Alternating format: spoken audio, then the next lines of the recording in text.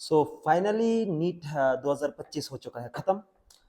सो इस बार का जो पेपर गया था बच्चों, तो वो थोड़ा मिक्स्ड था। कुछ बच्चों के लिए ये पेपर ठीक ठाक था और कुछ के लिए बहुत ही ज़्यादा टफ था। तो मुझे लगता है कि लास्ट ईयर जो एनटीए का जो क्वेश्चन का जो लेवल था ना, उस वजह से इस बार का क्वेश्चन थोड़ा सा चेंजेस आया है। हमारे केमिस्ट्री के बारे में बोलूँ तो केमिस्ट्री में ठीक ठाक ही था लेवल, लास्ट ईयर से थोड़ा सा ज़्यादा एडवांस है, थोड़ा सा ज़्यादा नहीं। बट एक नीट एग्जाम के लिए इतना सा लेवल तो चाहिए होता है ना बच्चों। तो ऐसा है कि इस बार का कट ऑफ तो नीचे गिरने वाला है। ठीक है, एक पॉजिटिव बात है, क्योंकि लास्ट ईयर बहुत सारे बच्चों को एक जैसा मार्क्स मिल गया था, इस वजह से बहुत दिक्कत भी आया था। सो इसी वजह से इस साल का जो पेपर गया था वो थोड़ा सा लेवल एडवांस रखा हुआ है। सो पेपर का कट ऑफ तो नीचे जा रहा है। सो चलो देखते हैं केमिस्ट्री में जो जो सवाल आए हैं वो कैसे थे, उसको कैसे सॉल्व करना है, शॉर्टकट कैसे देखना है, कुछ किन किन जगहों पे फोकस करना है हमें, ताकि ये सारे सवाल आसानी से हो जाए। So let's start. सो यहाँ पे जो पहला सवाल देके रखा है, स्ट्रक्चर ऑफ एटम से पूछा है। ठीक है, सो देखो बच्चों, सो यहाँ पे हमें फोकस क्या करना है, हमें यहाँ पे वेवलेंथ निकालने के लिए बोला। ठीक है, सो जैसे कि हमें पता ही है कि वेवलेंथ निकालने का जो फॉर्मूला है वो है ये वाला फॉर्मूला।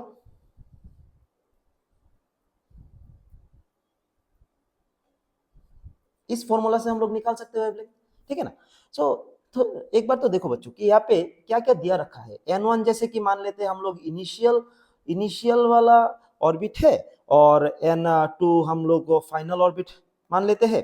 तो यहाँ पे अगर केस वन देखते हैं हम लोग, जैसे कि यहाँ पे केस वन क्या देके रखा है, केस वन बोला है कि 2 से 3, फर्स्ट नंबर ऑर्बिट 2 से ऑर्बिट 3 में जाएगा। सो केस वन के लिए हम लोग अगर निकाले वन लेमडा निकाले, तो लेमडा हम लोग क्या निकाल सकते हैं, यहाँ से हम इसको ऐसे निकाल सकते हैं, वन ये एन स्क्वायर 2 स्क्वायर तो हो जाएगा 4, और 3 स्क्वायर हो जाएगा 9। सो यहाँ से सो देयरफॉर लेमडा हम लोग निकाल सकते हैं ऐसा। ठीक है, सो एक लेमडा निकल के आ गया हमारे पास। दूसरा लेमडा अगर हम निकालेंगे, केस 2 डाल के निकालते हैं हम लोग यहाँ से दूसरा लेमडा। दूसरा वेवलेंथ जो है वो देके रखा है 4 to 6।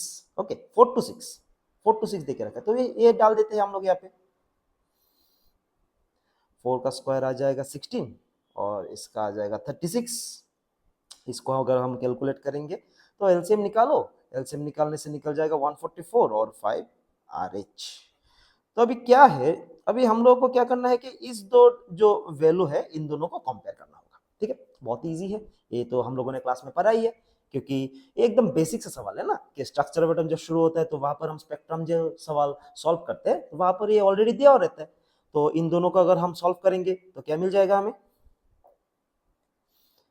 तो हमें मिल जाएगा लेमडा 1 इज टू लेमडा 2। अगर हम डायरेक्ट इसको रेसिप्रोकल कर दे तो मिल जाएगा यहाँ पे 36 इज टू 144। जो सवाल निकल के आ रहा है 1:4, मतलब कौन सा, option number 4 will be the correct one. So आसान था बच्चों, सिर्फ हमें न्यूमेरिकल के लिए सिर्फ फॉर्मूलाज को याद करना है। ठीक है ना, अगर फॉर्मूलाज याद हो गए तो न्यूमेरिकल तो ऐसे ही हो जाएगा। तो ये रहा हमारा पहला सवाल, जो कि एकदम आसान सा ही था, एनसीईआरटी से ही आया हुआ है। तो चलो देखते हैं नेक्स्ट सवाल क्या दिखे रखा है यहाँ पे। अच्छा हाँ, इस बार का जो पेपर गया ना बच्चों थोड़ा सा लेंदी था। क्या है कि डायरेक्ट सवाल तो पूछे, बट उनमें से थोड़ा थोड़ा कुछ चीजें है क्या है, जैसे कि मान लो कुछ लाइन से एक एनसीईआरटी के लाइन के एनसीईआरटी की कोई स्टेंजा है वहां से एकदम अंदर से लाइन निकाल के दे दिया। ये तो हर बार पूछते हैं, बट इस बार के जो ऑप्शंस है या फिर क्वेश्चंस है वो हमें हर एक क्वेश्चंस चेक करना पड़ रहा है। ठीक है, एक बार दो बार चेक करना पड़ रहा है, क्योंकि हर एक क्वेश्चन एक जैसा नहीं है, थोड़ा बहुत चेंजेस चेंजेस रहता है। तो नेक्स्ट सवाल क्या है, अच्छा नेक्स्ट सवाल देके रखा है पे, unlike gallium that has very high melting point, cesium has very low melting point। तो बच्चों देखो यहाँ पे तो सबसे पहले स्टार्टिंग में हम लोग जो पीरियोडिक टेबल स्टार्ट करते हैं तभी हम लोग ये पढ़ते हैं कि किसका मेल्टिंग पॉइंट ज्यादा है, किसका बॉइलिंग पॉइंट ज्यादा है, किसका किसका क्रिस्टलाइजेशन पावर कैसा रहेगा। ठीक है ना, तो ये तो डायरेक्ट वहां से पूछ के दे दिया है इन लोगों ने। सो हमें क्या पता है, जैसे कि गैलियम का जो मेल्टिंग पॉइंट है वो हाई नहीं है, वो लो ही रहता है। गैलियम का मेल्टिंग पॉइंट हाई नहीं रहता। यहाँ पे क्या दे रखा है, मेल्टिंग पॉइंट होगा हाई, तो ये तो सही नहीं है, ये तो मेल्टिंग पॉइंट लो रहता है। बट सीजियम का क्या है, सीजियम का तो मेल्टिंग पॉइंट हमें पता है, वो नीचे जब मेटल के नीचे की ओर डाउन द ग्रुप जाता है तो मेल्टिंग पॉइंट लो होता है, तो इसका मेल्टिंग पॉइंट लो ही होगा। ओके, सो पहला वाला पॉइंट, पहला वाला जो स्टेटमेंट दिया है उसमें गैलियम वाला पार्ट गलत है, सीजियम वाला पार्ट करेक्ट है। सो यहाँ पे देखो, सबसे पहले इन लोगों ने क्या पूछा, इन लोगों ने पूछा है ट्रू क्या होगा। नीट में बच्चों मैंने क्या बोला था पहले भी कि इनकरेक्ट, करेक्ट, ट्रू, फॉल्स, इन सबको पहले मार्क करना पड़ता है। क्यों? क्योंकि इसी में बच्चे फंस जाते हैं। पूछा है करेक्ट, बच्चों को बाय मिस्टेक दिख जाएगा इनकरेक्ट, या फिर पूछा है नॉट ट्रू, तो नॉट दिखता नहीं, कभी कभी सिर्फ ट्रू दिखता है हमें, ठीक है ना। तो इसी वजह से सबसे पहले तो उसको मार्क करना पड़ता है कि ट्रू है कि नॉट ट्रू है कि इनकरेक्ट है कि करेक्ट है, उसको मार्क करो तो पता चल जाएगा कि हमें क्या क्या निकालने के लिए बोला है उन लोगों ने। तो सबसे पहले तो जैसे यहाँ पे बोला है ट्रू, तो देख के पता चल रहा है कि ऑप्शन ए तो करेक्ट नहीं हो रहा है, ठीक है।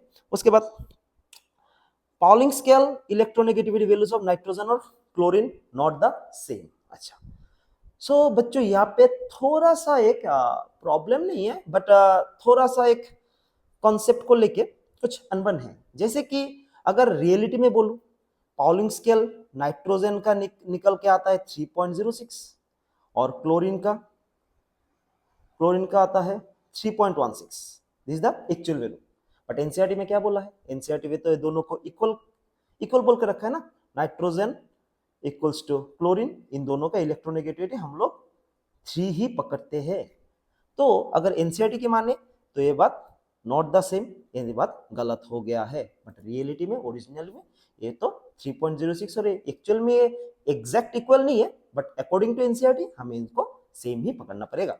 ओके, सो अगला जो सवाल है, अगला जो ऑप्शन दिया रखा है, देखो ये तो हम लोग आइसो इलेक्ट्रॉनिक में स्ट्रक्चर ऑफ एटम में हमेशा पढ़ते हैं, शुरू में ये आ जाता है, रदरफोर्ड मॉडल के बाद ही आ जाता है कि आइसो इलेक्ट्रॉनिक स्पीशीज क्या क्या है। ये तो पूरा का पूरा लाइन एकदम डायरेक्ट दिया हुआ है, ये तो करेक्ट है, ठीक है, इसको देखना भी नहीं पड़ेगा, क्योंकि argon, potassium, calcium, chlorine, calcium, sulphur, इन सभी का नंबर ऑफ इलेक्ट्रॉन कितना आएगा, नंबर ऑफ इलेक्ट्रॉन आ जाएगा यहाँ पे 18, ठीक है ना।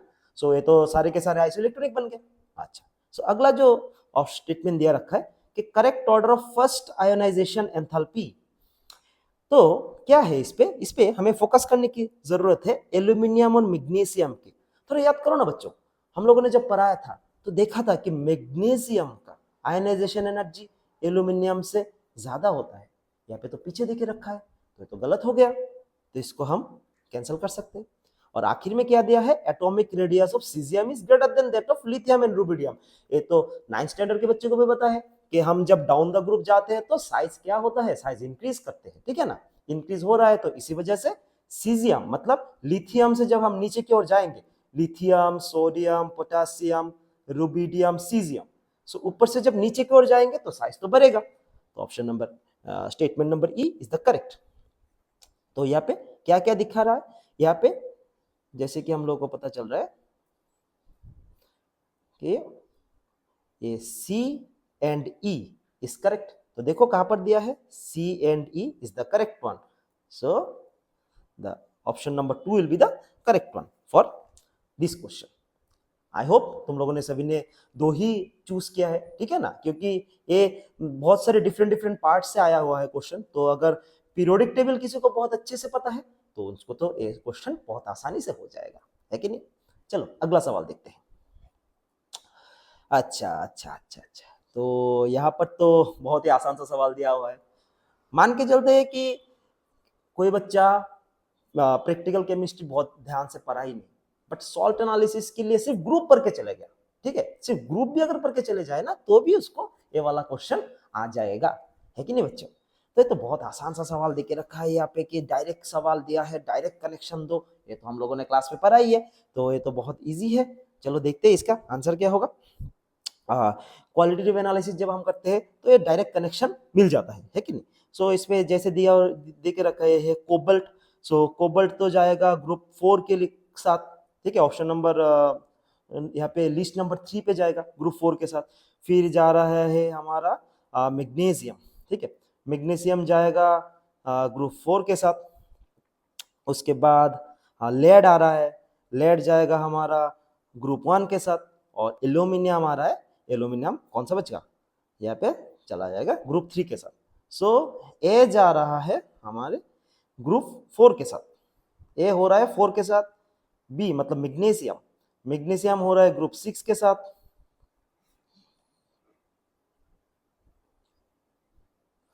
मैग्नीशियम हो रहा है ग्रुप 6 के साथ, ठीक है। तो ये ऑप्शन अगर हम लोग देखेंगे तो ये ग्रुप 4 हो रहा है, अब ऑप्शन 3 यहाँ पे नंबर 3, 6 जा रहा है नंबर 4, ए के लिए 3, बी के लिए 4, बाकी क्या बचा है देखते हैं हम लोग। ए के लिए 3 हो गया, बी के लिए 4 हो गया, यहाँ पे तो दो दो दिया हुआ है। ओके फाइन, सी कौन सा जाएगा, सी जा रहा है, लेट जा रहा है ग्रुप 1 में, मतलब यहाँ पे नंबर भी 1 ही है, तो सी 1 मतलब यही चेक कर लेंगे, यहाँ से ही चेक कर लेंगे। लिस्ट 1 के साथ लिस्ट 2 को अगर मिलाएंगे तो ऑप्शन नंबर 2 हमारा एकदम सही बन रहा है कि नहीं। डायरेक्ट सवाल दिया हुआ है एनसीईआरटी से, डायरेक्ट ही सॉल्व करेंगे हम लोग। ओके चलो अभी अगले सवाल की ओर देखते हैं। अच्छा, ऑर्गेनिक केमिस्ट्री बच्चों, बहुत ही इंटरेस्टिंग सवाल है, क्योंकि देखो यहाँ पे बहुत सारे टॉपिक्स ऐसे लगेंगे, एक रिएक्शन सॉल्व करने के लिए बहुत सारे छोटे छोटे रिएक्शंस हमें याद रखना होगा। जैसे कि मैं हमेशा क्लास में कहता हूँ कि ऑर्गेनिक केमिस्ट्री याद करने के लिए या फिर याद रखने के लिए सबसे आसान तरीका क्या है, हर एक रिएक्शन को मैकेनिज्म छोड़ दो, सिर्फ रिएक्शन को मेमोराइज करो। मैकेनिज्म नहीं चाहिए होता है ज्यादा, है कि नहीं। मैकेनिज्म से एक या दो ही क्वेश्चन आएगा, बट सबसे पहले तो हमें पता होना पड़ेगा कि क्या हो रहा है रिएक्शन में, है कि नहीं। सो जैसे कि यहाँ पे सबसे पहले हम लोगों को क्या दिख रहा है, यहाँ पे दिख रहा है कि ये बेंजोइल पैरोक्साइड है और एचबीआर। थोड़ा सा याद करो ना बच्चों कि जब एचबीआर के साथ पैरोक्साइड बनता है तो क्या बनता था, हम लोगों ने पढ़ा है। यहाँ पे हमें डबल बॉन्ड भी दिख रहा है, मतलब अनसेचुरेशन भी दिख रहा है। अनसेचुरेशन के साथ यहाँ पे एचबीआर और पैरोक्साइड, मतलब क्या बनेगा, ऑब्वियसली एंटीमार्कोनिक बनेगा। सो चलो इसको एक कंप्लीट वैसे इसको स्ट्रक्चराइज करते हैं। तो सबसे पहले यहाँ पे सबसे पहले हम लोग स्ट्रक्चर को देंगे एचबीआर पैरोक्साइड के प्रेजेंस पे। सो ये तो बन जाएगा एंटीमार्कोनिकॉफ। सो एंटीमार्कोनिकॉफ मतलब हमें पता है कि ज्यादा सब्स्टिट्यूट ग्रुप में कौन सा वाला ग्रुप जाता है, बी आर कहाँ पर जाएगा, एच कहाँ पर जाएगा, तो इसका जो प्रोडक्ट बनेगा ऑब्वियसली मार्कोनिकॉफ से उल्टा है। तो नॉर्मली मार्कोनिकॉफ यहाँ पे जाता ब्रोमीन, अगर मार्कोनिकॉफ होता, ठीक है, अगर मार्कोनिकॉफ होता तो यहाँ पे जाता ब्रोमीन, बट ये तो ब्रोमीन जाएगा नहीं, अभी यहाँ पे कौन सा जाएगा, हाइड्रोजन यहाँ पे जाएगा और ब्रोमीन जाएगा यहाँ पे, ठीक है, हमें पता ही है। तो अगर इसको हम लोग इसका प्रोडक्ट लिखेंगे तो सबसे पहला जो प्रोडक्ट मिलेगा हमें वो आएगा ब्रोमीन। ओके फाइन, उसके बाद हम लोग को क्या करना है, उसके बाद इस पे देना है पोटासियम साइनाइड। सो ये तो एक न्यूक्लियोफिलिक सब्स्टिट्यूशन हो गया, ठीक है, हेलो एल्किन चैप्टर से आ गया ये न्यूक्लियोफिलिक सब्स्टिट्यूशन, ब्रोमीन को करेगा सब्स्टिट्यूट। तो अगर इसको ब्रोमीन को अगर सब्स्टिट्यूट कर रहा है तो ये क्या बनेगा,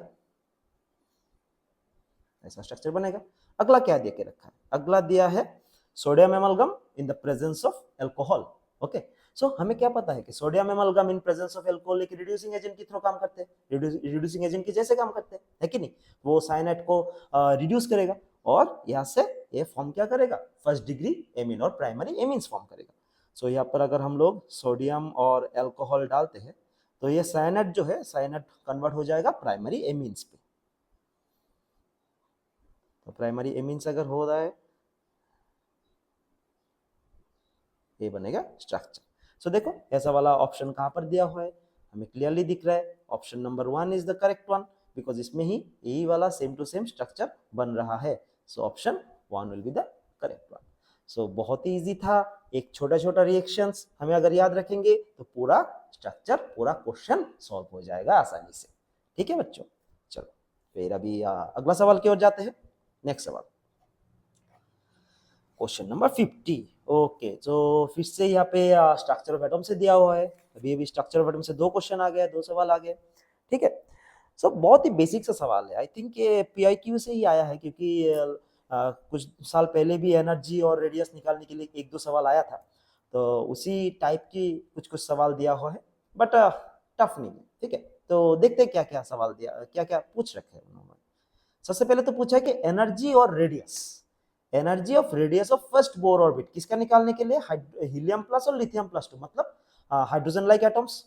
सो हीलियम प्लस, इसका Z कितना होगा, 2, है कि नहीं। लिथियम +2, इसका Z बनेगा 3। ओके, सो अभी हम लोग को क्या पता है कि एनर्जी निकालने के लिए जो हम लोग फॉर्मूला यूज करते हैं वो है energy equals to,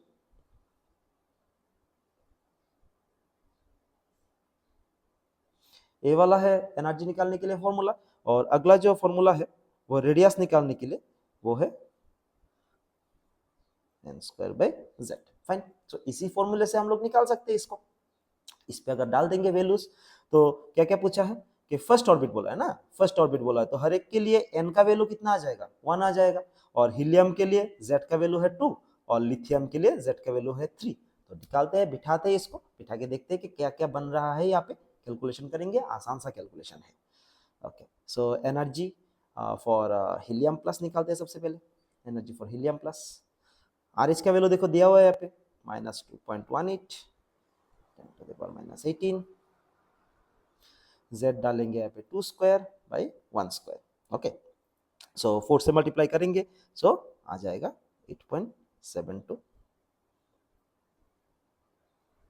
so helium का तो -8.72 आ गया है। सबसे पहले देखते हैं कहाँ पर दिया हुआ है, -8.72 है, -8.72 है हीलियम का, -8.72 है, और यहाँ पे 19.62 दिया है, तो ऑप्शन नंबर 4 तो नहीं हो रहा है। नेक्स्ट इसका रेडियस देखते हैं, radius of helium plus, radius of helium plus, तो रेडियस निकालने के लिए ए नॉट का वैल्यू क्या दिया रखा है, यहाँ पे पिकोमीटर पे दिया है 52.9 इंटू, बिठा दो इसका वैल्यू 1²/2। तो जब इसको हम कैलकुलेट करेंगे सो ये ऑलमोस्ट 26.4 जैसा आएगा।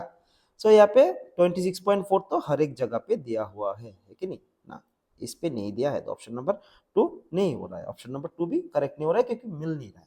अभी नेक्स्ट अगला करते हैं, अगला देखते हैं कि कौन सा वाला चेंजेस है, सिर्फ वही करेंगे, पूरा करने की जरूरत है नहीं हमें क्योंकि एमसीक्यू है। सो यहाँ पे ए हीलियम करेक्ट मिल गया, यहाँ पे ये वाला भी करेक्ट हो गया। तो चलो चेक करते हैं, इसका रेडियस ही चेक कर लेते हैं, एनर्जी थोड़ा बड़ा हो जाएगा तो रेडियस ही चेक कर लेते हैं। इसका रेडियस ऑफ लिथियम +2 चेक करते हैं, तो लिथियम +2 चेक करने के लिए हमें क्या डालना पड़ेगा, 52.9 इंटू 1²/3। तो 52.9 को अगर 3 से डिवाइड करेंगे तो 17.6 निकल के आ जाता है, 17.6 रेडियस मिल गया हमें ऑप्शन नंबर 1 पे। So option number 1 will the correct one, option number 3 will not be the correct one. ठीक है, सिंपल सा बेसिक मैथ है, कैलकुलेशन करो आंसर मिल जाएगा। फॉर्मूला अगर याद है, फिजिकल के बारे में मैं फिर से वही बोलूंगा, फॉर्मूला अगर याद करके चले गए तो क्वेश्चन सवाल एंट्रेंस के स्पेशली ऐसे हो जाएंगे। ठीक है, बोर्ड्स में क्या रहता है बच्चों, उसको एक्सप्लेन करना पड़ता है, बट हमारे एंट्रेंस वगैरह में जैसे कि नीट हो गया, जेई हो गया, या फिर ऐसा सीयूटी भी अगर कोई दे रहे हैं तो नॉर्मल एग्जाम में, तो उस पर क्या है कि डायरेक्ट फॉर्मूला पूछते हैं, उस पर बिठाओ, कैलकुलेशन करो, बस बात खत्म हो गया। तो ऑप्शन नंबर, क्वेश्चन नंबर 50 का आंसर हो रहा है ऑप्शन नंबर 1। ओके बच्चों, फाइन। तो अगला सवाल की ओर देखते हैं कि अगला सवाल क्या दिया हुआ है। अच्छा अच्छा अच्छा अच्छा अच्छा, सवाल पूछा है paramagnetism. Fine, which of the following is paramagnetism. तो बाबू पैरामैग्नेटिज्म के लिए हम लोगों ने क्या पढ़ाया था, पैरामैग्नेटिज्म कैसे निकालते हैं, अनपेयर्ड इलेक्ट्रॉन, ठीक है ना। सो जस्ट यहाँ पे अनपेयर्ड इलेक्ट्रॉन निकालो, हो गया बात खत्म। ठीक है, सो अनपेयर्ड इलेक्ट्रॉन निकालने के लिए बोला, दिक्कत तब आता अगर अलग अलग एटम्स देते, तो भाई लकीली ये हमें सिर्फ निकेल ही दिया हुआ है, कितना आसान कर दिया है सवाल को। ठीक है ना। हाँ, तो अभी देखते हैं कि ऑक्सीडेशन नंबर सेम है कि नहीं। सो निकेल जैसे कि आप लोगों को पता ही है Z28 पे आता है, ठीक है ना।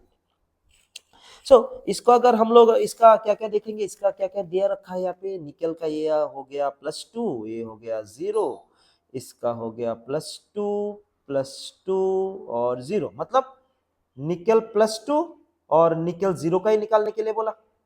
ठीक है, निकेल +2 और निकेल 0 को निकालने के लिए बोला। सो इन दोनों का जो कॉन्फ़िगरेशन है हम लोग वो देख लेते हैं। निकेल का रहता है आर्गन 3d8 4s2। सो अभी अगर निकेल +2 होता है तो ये d8 कॉन्फ़िगरेशन बनेगा, d8 कॉन्फ़िगरेशन बनेगा, और अगर निकेल 0 रहता है तो इसका तो 3d8 4s2 ऐसा रहेगा, है कि नहीं? S पे 2 इलेक्ट्रॉन्स रहेगा और D पे 8 इलेक्ट्रॉन्स रहेंगे। सो अभी सबसे पहले देखते हैं कि कहाँ पर स्ट्रॉन्ग फील्ड लिगैंड लगा हुआ है और कहाँ पर वीक फील्ड लिगैंड लगा हुआ है, क्योंकि हमें क्या पता है, हम लोगों ने क्या पढ़ा था, याद करो याद करो, ठीक है? स्ट्रॉन्ग फील्ड लिगैंड जब आएंगे तो चिपक के बैठेंगे, पढ़ा कि नहीं? बोलो।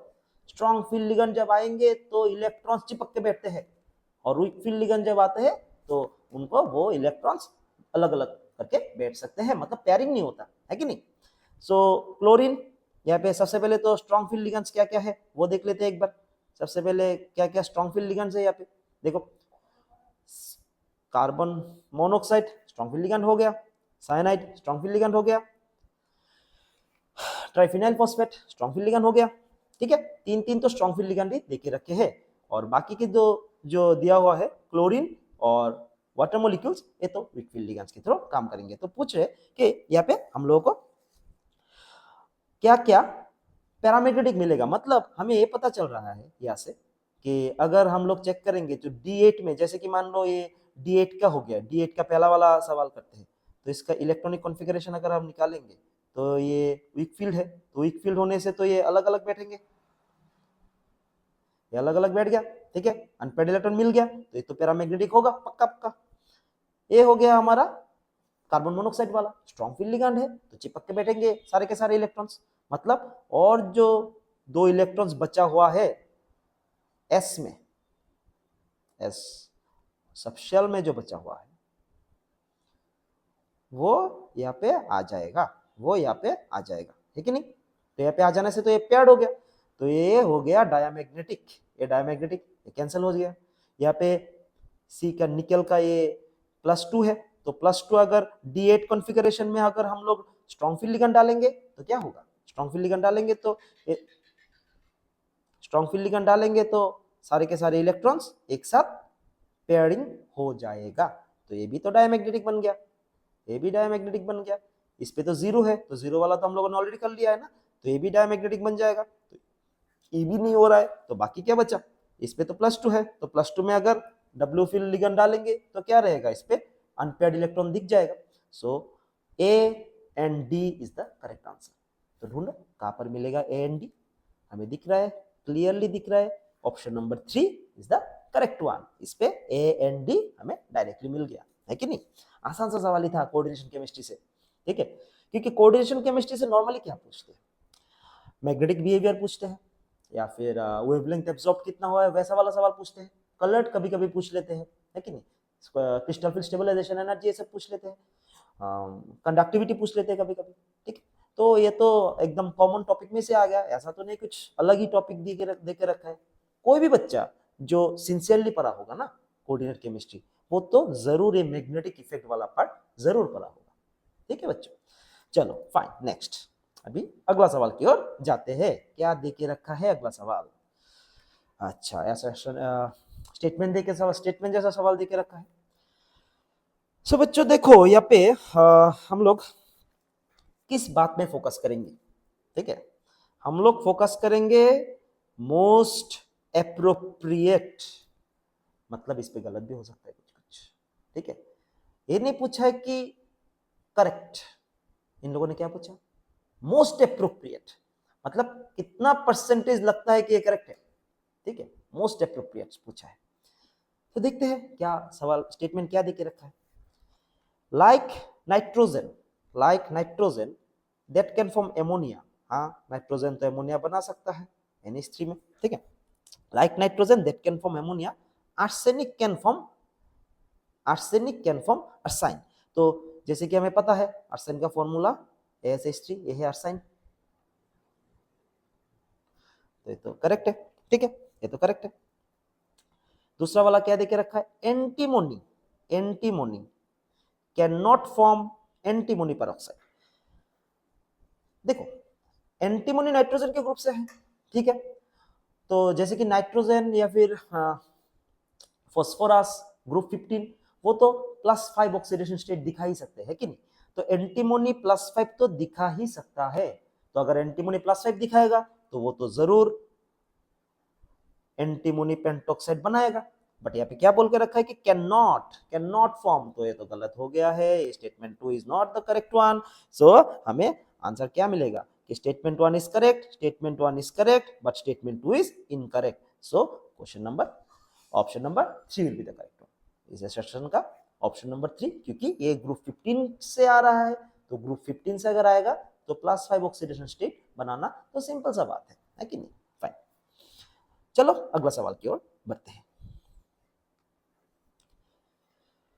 Okay, which among the following electronic configuration does not belong to the main group? बच्चों सिंपल सा सवाल फिर से, मेन ग्रुप, जो सवाल जो टॉपिक हम लोग एकदम बेसिक में पढ़ते हैं, एनटीए ने जस्ट वही पूछा है। जो भी सवाल हम लोग, जो भी टॉपिक हम लोग बेसिक में पढ़ते हैं, एनटीए से वही पूछा है कि नहीं। तो मेन ग्रुप, थोड़ा सा दिमाग में याद, थोड़ा सा दिमाग में प्रेशर डालो बाबू, बोलो क्या होगा, क्या होगा मेन ग्रुप। हमें पता है ना कि मेन ग्रुप क्या है। मेन ग्रुप है हमारा representative groups, representative groups, representative groups. अभी रिप्रेजेंटेटिव ग्रुप्स मतलब क्या, एस ब्लॉक और P block, S and P. कैसे, क्योंकि इन सब का इलेक्ट्रॉन्स, लास्ट इलेक्ट्रॉन जिस घर में जाके खत्म होता है, अगर वही ग्रुप, वही घर अगर आउटर साइड में रहता है, सबसे कॉन्फ़िगरेशन में सबसे बाहर में रहता है, तो हम उन सबको क्या कहते हैं, रिप्रेजेंटेटिव ग्रुप कहते हैं। तो जैसे कि हमें पता है एस ब्लॉक का जो इलेक्ट्रॉन्स है सारे के सारे, ग्रुप 1 ग्रुप 2 सारे के सारे इलेक्ट्रॉन्स एस सब शेल में जाके खत्म होता है कि नहीं। पी ब्लॉक के जो एलिमेंट्स रहता है, मिलता है ग्रुप 13 से 18 तक का, सो सारे के सारे एलिमेंट्स कहाँ पे जाके खत्म होता है, इलेक्ट्रॉन्स पी ब्लॉक में जाके खत्म होता है। बट यहाँ पे डी और एफ ब्लॉक के बारे में हम लोग क्या जानते हैं कि डी ब्लॉक और डी ब्लॉक को हम inner group, inner transition elements कहते हैं ना। तो क्योंकि ये इसका जो इलेक्ट्रॉन रहता है वो पेनाल्टीमेट शेल में जाके खत्म होता है कि नहीं, अंदर में रहता है इसका वैलेंस इलेक्ट्रॉन, जो लास्ट वाला इलेक्ट्रॉन है वो अंदर में रहता है। सो डी एंड एफ हमारा इनर ट्रांजिशन एलिमेंट कहते हैं हम इसको, वो इससे भी अंदर, बहुत ही अंदर अंदर छुपा रहता है इलेक्ट्रॉन। सो डी और एफ तो मेन ग्रुप नहीं हो रहा है, एस और पी ही हमारा मेन ग्रुप हो रहा है। तो यहाँ पे जस्ट चेक करो कि यहाँ पे कौन सा इलेक्ट्रॉन एस ग्रुप में जाके खत्म हो गया है और एस सबशेल में खत्म हो गया है और पी में जाके खत्म हो गया है, बस इतना ही है और कुछ नहीं। तो इसमें सबसे पहले देखते हैं, जैसे कि इसका 3s1 में है कि नहीं। सो ये तो एस सबशेल में जाके इलेक्ट्रॉन, लास्ट इलेक्ट्रॉन खत्म हो रहा है। इस पे देखो 4s कंप्लीट हो चुका है, अगला इलेक्ट्रॉन कहाँ पे जाके खत्म हो रहा है, अगला इलेक्ट्रॉन डी पे जाके एंड हो रहा है, क्योंकि हमें पता है ना कि एस पे मैक्सिमम 2 इलेक्ट्रॉन रह सकता है, पी पे मैक्सिमम 6, डी पे मैक्सिमम 10 और एफ पे मैक्सिमम 14। फाइन, सो अगर एस पे 2 है मतलब क्या है, एस खत्म कंप्लीट, उसके बाद अगला कहां पर गया, डी पे गया, मतलब अंदर गया, तो ये तो मेन ग्रुप नहीं होने से रहा, ये नहीं हो रहा है। अगला देखो, पी पे रह सकता है 6 इलेक्ट्रॉन, बट पी पे कितना इलेक्ट्रॉन है, 5 ही इलेक्ट्रॉन है, मतलब ये पी वाला सबशेल जो है अभी फिलअप हो रहा है, हुआ नहीं, तो मतलब इलेक्ट्रॉन पी पे ही जाके खत्म हो रहा है, तो सी तो ऑब्वियसली करेक्ट आंसर होगा। अगला 4s1 3d10, हमें पता है ये एक्सेप्शन है कि नहीं, कॉपर का एक्सेप्शन है ये, तो कॉपर तो ऑब्वियसली डी ब्लॉक में आता है, तो ये होगा नहीं, ये वाला सवाल भी गलत है। और अगला जो है जैसे कि ये 5f 6s2 7s2 6d2, मतलब ये अंदर ही जाके खत्म हो रहा है, तो ये भी कम नहीं होने वाला है, एफ पे जाके खत्म नहीं होने वाला है। सो ए सी, तो इस पे जो ऑप्शन है ए और सी वाला, ए और सी वाला, मतलब ए और सी वाला, ये वाला होगा करेक्ट आंसर। सिर्फ ए और सी में ही दिख रहा है कि इलेक्ट्रॉन, फाइनल जो इलेक्ट्रॉन है, वैलेंस जो इलेक्ट्रॉन है, वो बाहर वाले मतलब मेन ग्रुप में जाके खत्म हो रहा है, तो इसलिए मेन ग्रुप्स एलिमेंट्स हम इसको कह सकते हैं। आसान सा सवाल था, बेसिक सा सवाल था। चलो फाइन, अगला देखते हैं, अगला सवाल देखते हैं अगले और। अच्छा, वाह वाह वाह वाह वाह वाह, एनटीए वालों वाह। डाल्टन्स एटॉमिक थ्योरी, ये तो 9th स्टैंडर्ड के बच्चे भी आसानी से आंसर कर देंगे, है कि नहीं। डाल्टन्स एटॉमिक थ्योरी, डीएटी, हम लोगों ने 9 में पढ़े थे, स्ट्रक्चर ऑफ एटॉम और एटॉम्स एंड मॉलिक्यूल्स में पढ़े थे कि डाल्टन्स एटॉमिक थ्योरी से क्या क्या निकलता है। डाल्टन्स ने किस किस बारे में बोला, डाल्टन्स ने एटम्स के बारे में सब कुछ बोला, एटम्स का मास क्या है, एटम्स का नंबर क्या है, एटम्स क्या है, एटम्स में इलेक्ट्रॉन क्या है, प्रोटॉन्स क्या है, मतलब कितना कितना एटॉम्स रहेगा, कैसे कैसे एटॉम्स कंबाइन होंगे, एटॉम्स के बारे में सब कुछ बोल के रखा है उन्होंने डाल्टन्स ने। So law of conservation of mass में डाल्टन्स आ सकता है इजीली, कांस्टेंट प्रोपोर्शन आ सकता है, मल्टीपल प्रोपोर्शन आ सकता है, मतलब ये तीनों के तीनों करेक्ट है, मतलब एक्सप्लेन कर सकते हैं इससे, कैन बी एक्सप्लेन्ड, ये एक्सप्लेन हो सकता है। बट अगला जो ऑप्शन दिया है गैसेस वॉल्यूम, थोड़ा सा दिमाग में याद डालो बाबू, क्या होगा ये, गैसियस वॉल्यूम पूछा है, तो गैसियस वॉल्यूम किसने निकाला, कौन से वाले फॉर्मूला से हम लोग निकाल सकते हैं, गैलुसाक्स के फॉर्मूला है कि नहीं, तो गैसियस वॉल्यूम जो है वो हम लोग गैलुसाक्स के फॉर्मूला से निकाल सकते हैं, तो ये तो डाल्टन्स नहीं है, डाल्टन्स के फॉर्मूला से निकाल नहीं सकते, so option 4 will be the correct answer, किससे हम लोग एक्सप्लेन नहीं कर सकते, है कि नहीं। So law of gaseous volume हम लोग इस सवाल को, मतलब option number 4 will be the correct one for this question, कि ऑप्शन नंबर 4 को हम डाल्टन्स थ्योरी से निकाल नहीं सकते। फाइन, चलो अगला सवाल, रेडॉक्स से देख के रखा है अगला सवाल, कुछ कुछ एक्सेप्शन है, एक्सेप्शन मतलब सिंपल सा एक्सेप्शन है, कुछ कुछ एक्सेप्शन है, ये ओरली सॉल्व करेंगे, है कि नहीं। सल्फर सबको पता है +6, सो +6 +6 +6, ऑप्शन 3 नहीं होने वाला। H2O पैरोक्साइड, याद करके देखो पैरोक्साइड कैसा बॉन्ड बना रहा था, ऐसा बॉन्ड है पैरोक्साइड, है कि नहीं। सो इस पे ऑक्सीजन का पूछा, देखो अगर ये दोनों ऑक्सीजन सेम सेम है तो इस साइड में तो इन दो का कोई भी इलेक्ट्रोनेगेटिविटी या फिर इलेक्ट्रॉन शेयर्ड होगा नहीं, क्योंकि यहाँ पे दोनों सेम सेम है, यहाँ पे कोई भी हम लोग को डिस्क्रिमिनेंसी या फिर इलेक्ट्रॉन डेंसिटी का चेंजेस नहीं आएगा, सिर्फ इसी साइड में आएगा, हाइड्रोजन +1 दिखा सकते हैं, ऑक्सीजन -1, यहाँ पे हाइड्रोजन +1 दिखाएगा, ऑक्सीजन -1, है कि नहीं। सो ऑक्सीजन टोटल जो ऑक्सीडेशन नंबर बनेगा इस पे किसी भी एक ऑक्सीजन पैरोक्साइड में उसका सिर्फ -1, मतलब एक ही बन सकता है -1। सो इस पे कहां पर दिया हुआ है -1, सिर्फ इसी जगह पे दिया हुआ है -1। ओके, तो पहला वाला भी देख लेते हैं एक बार, पोटासियम, ये है एक सुपर ऑक्साइड, सुपर ऑक्साइड मतलब पोटासियम जो ग्रुप 1 के एलिमेंट्स है, ग्रुप 1 के एलिमेंट कभी भी +1 से ज्यादा दिखाते नहीं, तो helium, lithium, sodium, potassium, rubidium जो है वो हमेशा +1 ही दिखाएगा, तो +1 दिखाएगा, और ऑक्सीजन यहाँ पे -2 दिखा रहा है, तो पोटासियम का हो रहा है +1, so option number 1 is the obviously the correct one. ठीक है, बेसिक से सवाल देके रखा है, आसानी से सॉल्व हो जाएगा। ओके फाइन, चलो अगला देखते हैं, अगले सवाल की ओर। केमिकल काइनेटिक्स से पूछा है सवाल, केमिकल काइनेटिक्स से पूछा गया है सवाल यहाँ पे। अच्छा फाइन, केमिकल काइनेटिक्स से पूछा गया है सवाल, बोला है कि half life for a first order बोल दिया है, तो फर्स्ट ऑर्डर अगर बोल दिया तो हम लोगों को पता है कि 0.693/K ये होगा उसका हाफ लाइफ का फॉर्मूला, बस कितना दिया है 1 मिनट, तो इसका वैल्यू दिया है 1 मिनट, सो इससे निकाल सकते हैं के हो गया हमारा 0.693 पर मिनट, 0.693 हो गया।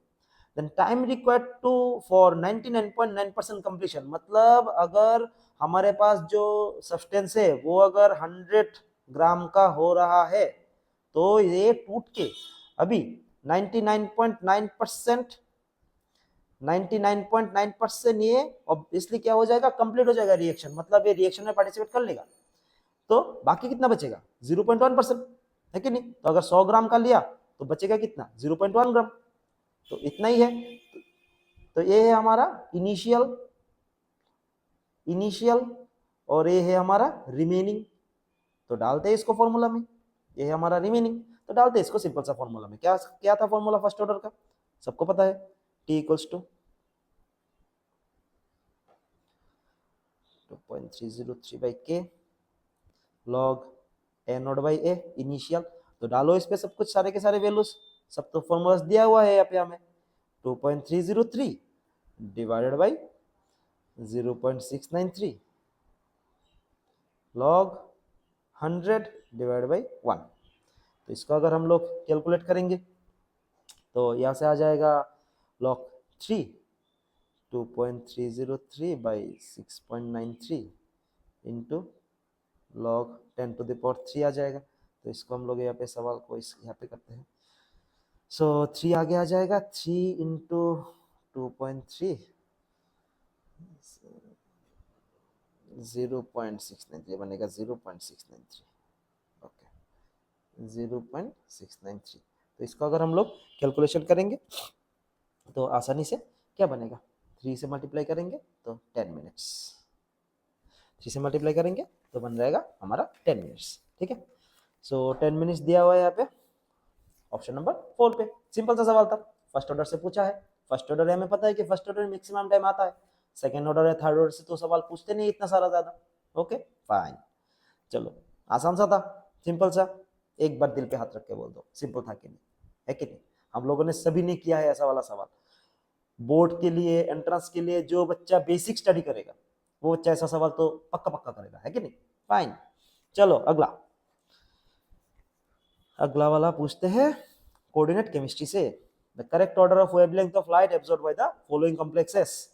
चलो तो किस चीज पे फोकस करना है हमें, wavelength of light absorbed, release नहीं बोला, इमिशन नहीं पूछा, एब्जॉर्ब पूछा है। ठीक है, तो एनर्जी के साथ क्रिस्टल स्टेबलाइजेशन एनर्जी है जो है सीएफएसी, एनर्जी का, एनर्जी के साथ वेवलेंथ क्या है, एनर्जी के साथ वेवलेंथ इनवर्सली कनेक्टेड है, जिसका एनर्जी ज्यादा होगा उसका वेवलेंथ कम होगा।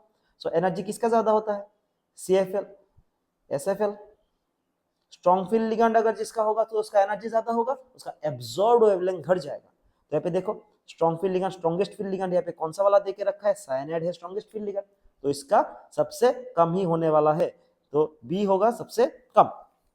ठीक है, बी का होगा सबसे कम वेवलेंथ एब्जॉर्ब। उसके बाद NH3 है, H2 है, H2 है, मतलब NH3 उसके बाद आएगा सबसे स्ट्रॉन्ग, उस साइनाइड के बाद स्ट्रॉन्ग तो NH3 बनता है ना। फिर आ रहा है वाटर, कॉपर और टाइटेनियम। ठीक है, अभी यहाँ पे क्या बनेगा, CFEC किसका स्ट्रॉन्ग बनेगा, CFEC हमारा ऑक्सीडेशन नंबर के साथ भी कनेक्टेड है, ऑक्सीडेशन नंबर। तो देखो कॉपर वाला जो पार्ट है इस पे इसका ऑक्सीडेशन नंबर कितना बन रहा है, +2, टाइटेनियम वाला जो पार्ट है इसका ऑक्सीडेशन नंबर कितना बन रहा है, +3। सो ऑब्वियसली टाइटेनियम वाला थोड़ा ज्यादा स्ट्रॉन्ग होगा, तो उसके बाद आएगा डी और उसके बाद लास्ट में आ जाएगा हमारा सी। फाइन, सो BADC कहां पर मिल रहा है, BADC, option number 2 is the correct one. Okay, BADC, तो ये सिंपल सा सवाल ही था, क्रिस्टल स्टेबलाइजेशन एनर्जी पकड़ेंगे उससे वेवलेंथ निकालेंगे। Fine, simple. चलो अगला, ऑर्गेनिक केमिस्ट्री, क्या पूछा है यहाँ पे, Which one of the following compounds can exist as cis trans isomer? cis trans isomer मतलब जियोमेट्रिकल आइसोमर, जियोमेट्रिकल आइसोमर पूछ रहे हैं लोग। ठीक है, तो जियोमेट्रिकल आइसोमर के लिए हमें क्या पता है, जियोमेट्रिकल आइसोमर के लिए कायरल कार्बन चाहिए होगा। ठीक है, कायरल सेंटर चाहिए होता है या ये RRS चाहिए होता है। ठीक है, जो ऐसा स्ट्रक्चर बनेगा जिसपे मतलब रोटेशन रिस्ट्रिक्शन हो जाएगा, वहां पर जी हम लोग देख सकते हैं। तो सबसे पहले जैसे कि पेंट वानिन, पेंट वानिन 1 2 3 4 पेंट वानिन, तो इस पे तो देखो, इस पे तो दो दो H बन रहा है, यहाँ पे H2 हो जाएगा ना, CH3 CH2 CH2 CH double bond CH2, तो ये तो नहीं हो रहा। उसके बाद अगला जो है 2 मिथाइल हेक्स 2 मतलब ऐसा,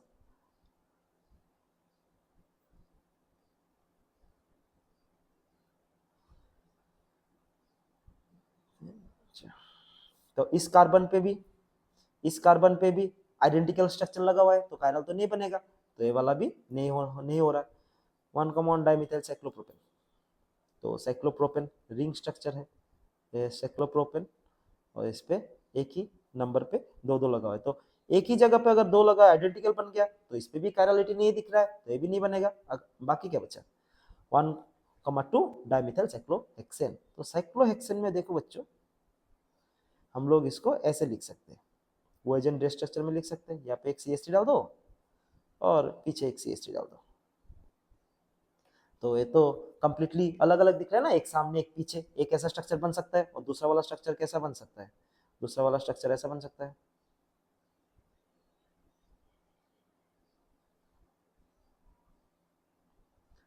दूसरा वाला स्ट्रक्चर ऐसा बन सकता है।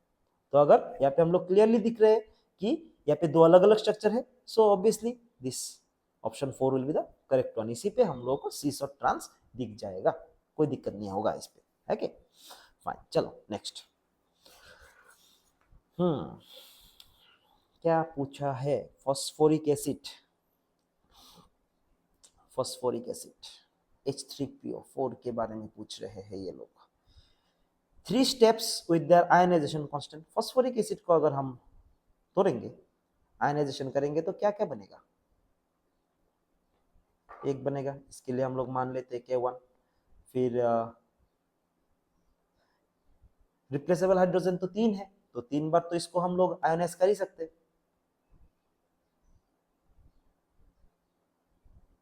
इसका बनेगा K2 और अगला क्या बचा? तो इसका भी बन जाएगा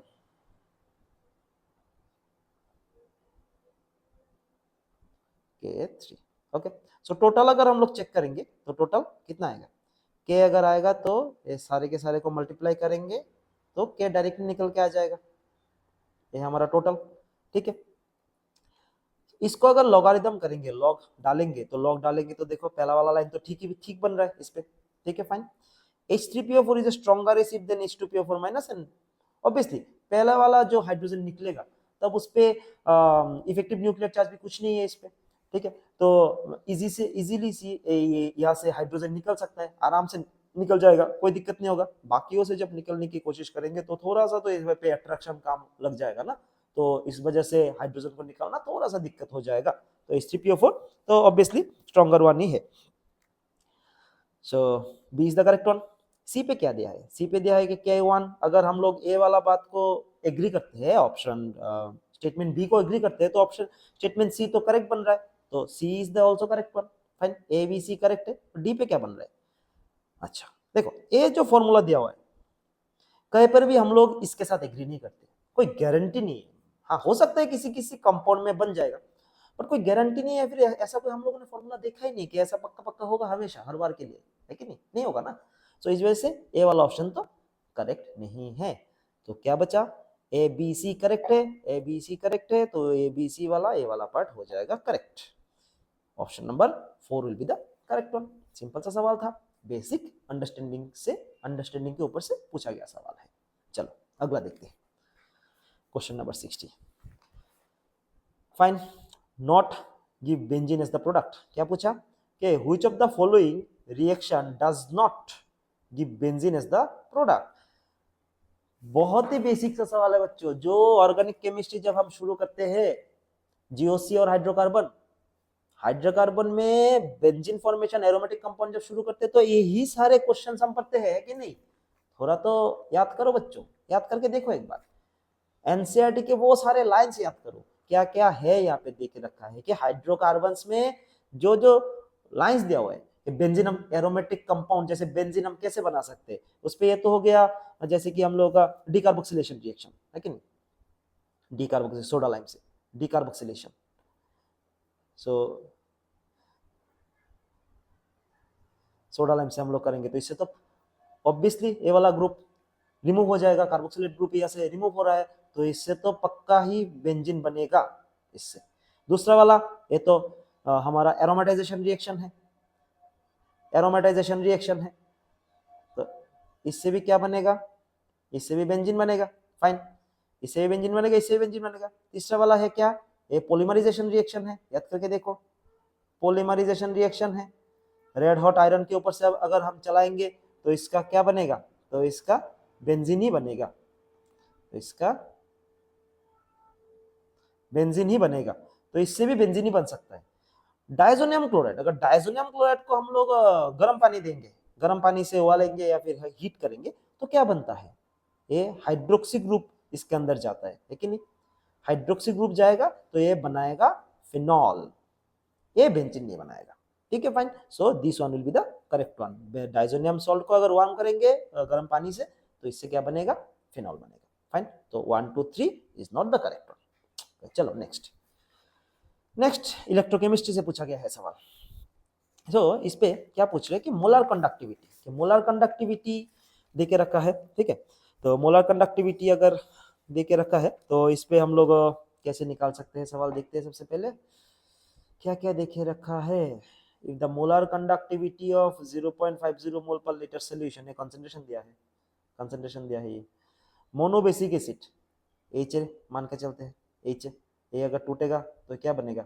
H प्लस, ए माइनस ए बनेगा। तो इसका मोलर कंडक्टिविटी जो है वो 90 दे के रखा है, मतलब लैम्डा एच ए कितना है 90। पूछा है डिग्री ऑफ डिसोसिएशन कितना, मतलब अल्फा निकालने के लिए बोला। अल्फा कैसे निकालते हैं हम लोग, lambda m by lambda naught m, इस फॉर्मूला से हम लोग निकालते हैं अल्फा, है कि नहीं।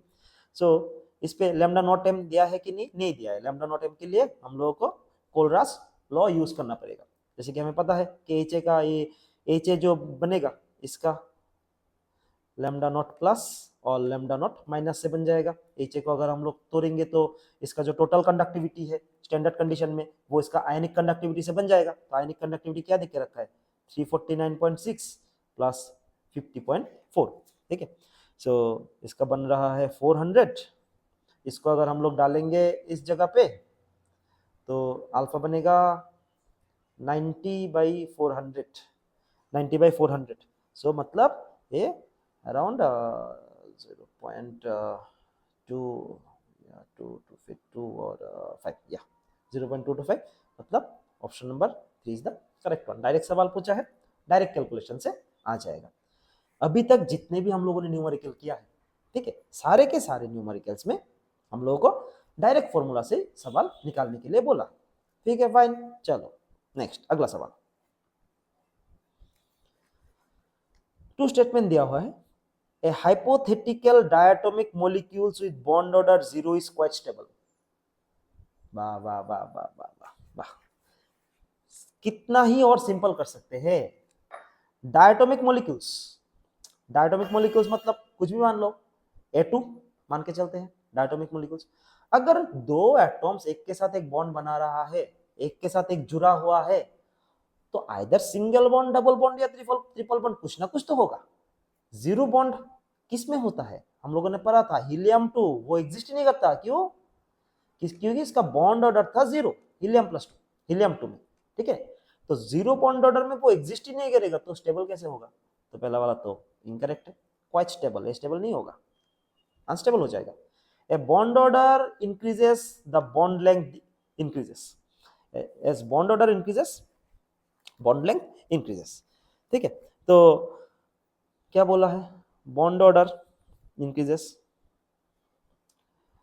अच्छा ये बच्चों bond order increases bond length, अच्छा ये थोड़ा टाइपो हो गया है। ये बॉन्ड लेंथ इंक्रीज नहीं होगा, ये बॉन्ड लेंथ डिक्रीजेस होगा। एक्चुअली ये जो सवाल है इस पे डिक्रीजेस होगा 62। Okay fine. तो बॉन्ड ऑर्डर से हम लोग क्या पता चलता है, bond order, bond length, bond energy, ठीक है। Bond order, bond length, bond energy. So मतलब बॉन्ड ऑर्डर अगर इंक्रीज करेगा तो बॉन्ड लेंथ डिक्रीज होगा, ठीक है। सो बॉन्ड ऑर्डर इंक्रीज करेगा तो बॉन्ड लेंथ डिक्रीज करेगा। So option number 4 will be the correct, क्योंकि स्टेटमेंट 1 फॉल्स है, स्टेटमेंट 2 करेक्ट है। ये डिक्रीजेस होता है, बॉन्ड ऑर्डर इंक्रीज करेगा तो बॉन्ड लेंथ घट जाता है, ठीक है। चलो नेक्स्ट अगला 63। Out of the following complex, which of the compound will have the minimum conductance is solution? Minimum conductance, conductance अगर मिनिमम होगा मींस कंडक्टेंस किसके साथ कनेक्टेड है, कंडक्टेंस कनेक्टेड है number of ions, number of ions, conductance connected है number of ions के साथ। So number of ions इसमें जिसका सबसे कम होगा वही होगा। तो देखो हर एक में काउंटर आयंस दिया हुआ है, सिर्फ इसी वाला पार्ट में नो काउंटर आयंस, मतलब ये तो न्यूट्रल बन गया, इससे तो आयन ही नहीं बनेगा। तो अगर इससे आयन नहीं बनेगा सो मिनिमम कंडक्टेंस तो इसी का बनेगा, क्योंकि इसमें से टोटल कितना आयन बन रहा है, इसमें से टोटल 2 आयंस बन रहा है, 2 आयंस बन रहा है, इसमें से टोटल 3 और 1 4 आयंस बन रहा है, इसमें से टोटल 2 और 1 3 आयंस बन रहा है, बट इसमें 0 आयंस बन रहा है। तो option number 1 will be the correct one. Simple, ion ही नहीं रहेगा तो कंडक्शन कैसे होगा, है क्या। तो 63 वाला क्वेश्चन जो है उसका सवाल है, उसका जो आंसर होगा option number 1 will be the correct one. Fine. Next सवाल केमिकल बॉन्डिंग से पूछा है, शेप से पूछा है सवाल, shapes and hybridisation, one of the most burning topic. हर बार आता है सवाल, इस बार भी दिया हुआ है, बहुत ही इजी सा सवाल दिया हुआ है। ऐसे ऐसे स्ट्रक्चर्स तो हम लोग रट्टा मान लेते हैं, कैलकुलेशन भी नहीं करते, है कि नहीं, क्योंकि ये बहुत ही कॉमन सा स्ट्रक्चर है, कोई भी अनकॉमन स्ट्रक्चर है नहीं है इस पे। तो हम लोग इसको डायरेक्ट आसानी से इसको हम लोग स्ट्रक्चर दे सकते हैं। जैसे कि मान के चलो XCO3, XCO3 का स्ट्रक्चर क्या था, ऐसा वाला था, ऐसा वाला था। तो मतलब XCO3 का तो पिरामिडल स्ट्रक्चर है with sp3 hybridization, so XCO3 बन रहा है इस पे। फिर XCF2 का लीनियर स्ट्रक्चर बनेगा, क्योंकि हमें पता है ना कि मोस्ट इलेक्ट्रोनेगेटिव एलिमेंट्स कहाँ रहता है, एक्सियल पोजीशन में रहता है। तो यहाँ पे लोन पेयर आ गया, यहाँ पे लोन पेयर आ गया, यहाँ पे लोन पेयर आ गया, तो ये बन गया लीनियर। सो लीनियर कहाँ पर दिया हुआ है, लीनियर और sp3d और लीनियर, तो इसका बनेगा a बन रहा है 2, a is 2, तो ये 2 तो नहीं हो रहा है, b is 1, ओके फाइन। अगला क्या है, XCF4 एंड XCF6। देखो बच्चों XCF6 सबको पता है डिस्टॉर्टेड ऑक्टाहेड्रल वाला स्ट्रक्चर था ये। XCF6 डिस्टॉर्टेड ऑक्टाहेड्रल कैसा बनेगा स्ट्रक्चर, ऐसा था, रहता था, और कॉर्नर में ऐसा एक लोन पेयर आ जाता था, तो ये डिस्टॉर्टेड ऑक्टाहेड्रल XCF6। तो देखो कहां पर दिया है डिस्टॉर्टेड ऑक्टाहेड्रल, D बन रहा है 3, D बन रहा है 3, ठीक है। तो D बन रहा है 3, तो ऑब्वियसली C क्या बनेगा, C बन जाएगा 4, स्क्वायर पिरामिडल XCOF4। तो इसका स्ट्रक्चर जो बनेगा ये वाला होगा XC, यहाँ पे हम लोग डाल देते हैं ऑक्सीजन और यहाँ पे डाल देते हैं क्लोरीन। सो ये बन गया हमारा स्क्वायर पिरामिडल। सो ये वाला option number 1 is the correct one. Simple सा सवाल है, बेसिक सा सवाल है। केमिकल बॉन्डिंग जब हम देखते हैं तो सब हम लोग इसी वाले ऐसे टाइप के सवाल भर भर के करते हैं, ठीक है। तो अगला सवाल की ओर बढ़ते हैं। अच्छा, अगला सवाल, सो फोकस करेंगे यहाँ पे डेल एच पे, एंथैल्पी चेंज पे फोकस करेंगे। क्या है, एंथैल्पी चेंज, एंथैल्पी चेंज पे फोकस करो। एंथैल्पी चेंज डेल एच दिया हुआ है नेगेटिव, डेल एच अगर नेगेटिव होता है तो बाबू क्या होगा, रिएक्शन क्या होगा, रिएक्शन होगा एक्सोथर्मिक, मतलब हीट रिलीज होगा। जितना भी एंथैल्पी रिएक्टेंट के पास था उसे रिलीज होके प्रोडक्ट साइड में एंथैल्पी घट जाएगा, क्योंकि चला गया, बाहर निकल गया। जितना भी एंथैल्पी था अंदर में, रिएक्टेंट्स के अंदर में, ड्यूरिंग रिएक्शन बाहर निकल गया, fine. So enthalpy of reactant will be higher, enthalpy of reactant will be lower. So देखो सबसे पहले इसको फिल्टर आउट करते हैं। जैसे कि यहाँ पे नीचे दिया हुआ है, ऊपर दिया हुआ है, ये तो कैंसिल हो गया। यहाँ पर नीचे दिया हुआ है, ऊपर दिया हुआ है, ये भी कैंसिल आउट हो गया। तो ऑप्शन 3 और 3 एंड 1 से हो सकता है सवाल बन सकता है। तो अगला क्या देखते हैं, अगला देखते हैं कि ये जो वैल्यू दिया है डेल एच, मतलब प्रोडक्ट का एंथैल्पी माइनस रिएक्टेंट का enthalpy, product enthalpy and reactant का एंथैल्पी अगर चेक करेंगे, डिफरेंस निकालेंगे, तो जाके हमें क्या बनेगा, ये 74.8 निकल के आएगा हमारे पास, ठीक है। तो डिफरेंस कहां पर दिख रहा है, डिफरेंस देखो ये वाला पार्ट दिख रहा है, इसका डिफरेंस मतलब ये हो गया इसका टोटल, ये हो गया इसका टोटल, और ये हो गया, ठीक है। इसके इसमें से इसका हम लोग डिफरेंट निकाल सकते हैं ऐसे, ठीक है, फाइन। जो क्वेश्चन नंबर इसका बन रहा है 74 जो है, option number 1 is the correct one. चलो, which of the following diagrams gives an accurate representation of the above reaction। तो इसी में से ऑप्शन 1 से हम लोगों को accurate representation मिल जाएगा।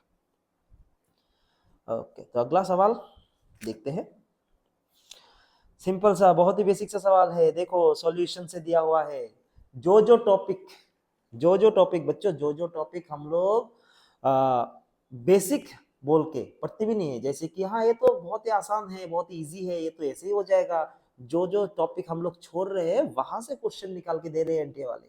मतलब क्या, मतलब यहाँ से तो सारे के सारे टॉपिक्स, मतलब एनसीईआरटी के शुरू से एंड तक अभी हमें सब कुछ पढ़ना है, ठीक है, कुछ भी हम छोड़ नहीं सकते, है कि नहीं। तो यहाँ पे देखो दिया हुआ है, सोल्यूशन से पूछा गया है सवाल, बहुत ही बेसिक सा सवाल है। जैसे कि स्मोक, एमलगम, एलॉयज, ह्यूमिडिटी, कौन सा वाला किस पार्ट में आते हैं। तो सबसे पहले एकदम मोस्ट कॉमन पार्ट है, जैसे एलॉय हो गया। जैसे एलॉय क्या बनता है, दो मेटल एक के साथ एक बनने से बनता है एलॉय, तो एलॉय बनेगा सॉलिड इन सॉलिड। ह्यूमिडिटी मतलब क्या है, आसमान में, एयर में कितना सारा वाटर मॉलिक्यूल्स मिलता है, वो है ह्यूमिडिटी। सो इसका अगर सवाल देखेंगे तो हम लोग ह्यूमिडिटी का बनेगा लिक्विड इन गैस, ठीक है। सो ह्यूमिडिटी से बनेगा लिक्विड इन गैस। फिर बनता है एमलगम एंड स्मोक। देखो स्मोक क्या है, स्मोक हो गया हमारा ये 1 और 2 हो गया, स्मोक हो गया सॉलिड इन गैस, इस पे हो गया, और एमलगम जो बन गया वो हो गया लिक्विड इन सॉलिड, क्योंकि स्मोक तो डस्ट पार्टिकल्स रहता है या फिर कार्बन पार्टिकल्स रहता है एयर पे सस्टेन करके रहता है, ठीक है। सो ए बन गया 2, बी बन गया 1, सी बन गया 3, नहीं सी 3 नहीं बना है, सी बना है 4, सी एक्चुअली बना है 4, और डी बन गया 3। तो देखो किस जगह पे मिल रहा है, A2 A2 A2, ये तो नहीं बनेगा, तो A2 B1 B1, option number 2 is the correct one. Basic सा सवाल था, सिंपल सा सवाल था, एकदम आसानी से हम लोग सॉल्व कर सकते हैं इसको, बिना पढ़े बिना जाने भी हम लोग सॉल्व कर सकते हैं इसको, सिंपल सा था। चलो अगला सवाल की ओर बढ़ते हैं। ओके ओके ओके, सुंदर सा सवाल है, अच्छा सवाल है, क्योंकि एमिन से हम लोग को बेसिकली बेसिसिटी के बारे में पूछते हैं, बेसिक स्ट्रेंथ के बारे में पूछते हैं। तो थोड़ा सा दिमाग में जोर डालो, क्या पता है हम लोग को basic strength is directly proportional to क्या था, प्लासा इफेक्ट, है कि नहीं? बताओ बच्चों बताओ, बेसिक स्ट्रेंथ क्या था, प्लासा इफेक्ट, और इनवर्सली कनेक्टेड टू प्लासार इफेक्ट, रेजोनेटिंग इफेक्ट, जिसमें डोनेट हो जाता है, इलेक्ट्रॉन डेंसिटी अगर घट जाएगा तो वहां पे इसका बेसिक स्ट्रेंथ घट जाएगा, क्योंकि ये प्रोटॉन्स को या फिर इलेक्ट्रॉन डेफिशिएंट सेंटर को लोन पेयर नहीं दे पाएगा। तो यही है सिंपल सा टॉपिक, इसी के ऊपर बेस करके हम लोगों को पूछा गया है। क्या क्या दिया रखा है, सबसे पहले तो मिथाइल एनिलीन दिया है। सो मिथाइल एनिलीन मतलब यहाँ पे NH, यहाँ पे CH3, तो इस पे क्या क्या आएगा, इस पे प्लासा इफेक्ट आएगा एंड प्लासार इफेक्ट भी आएगा, प्लासाई एंड प्लासा। अच्छा, अगला क्या दिया है, बेंजानामिन मतलब एनिलीन दिया हुआ है, बेंजानामिन मतलब एनिलीन दिया हुआ है NH2, सो इस पे सिर्फ प्लासार इफेक्ट ही आएगा। अच्छा, अगला दिया है इथेनामिन NH2, इस पे आएगा प्लासा इफेक्ट, वो भी 2 कार्बन के साथ। और अगला दिया है N ethyl ethanamine, second degree amines, second degree amines दिया हुआ है। तो हमें क्या पता है कि गैसियस स्टेट में सेकेंड डिग्री एमिन्स का फर्स्ट डिग्री एमिन से बेसिक स्ट्रेंथ ज्यादा होता है, बेसिक स्ट्रेंथ ज्यादा होगा, तो मतलब डाइथाइल एन इथाइल इथेनामिन जो है उसका बेसिक स्ट्रेंथ सबसे ज्यादा होगा, यहाँ पे प्लासाई।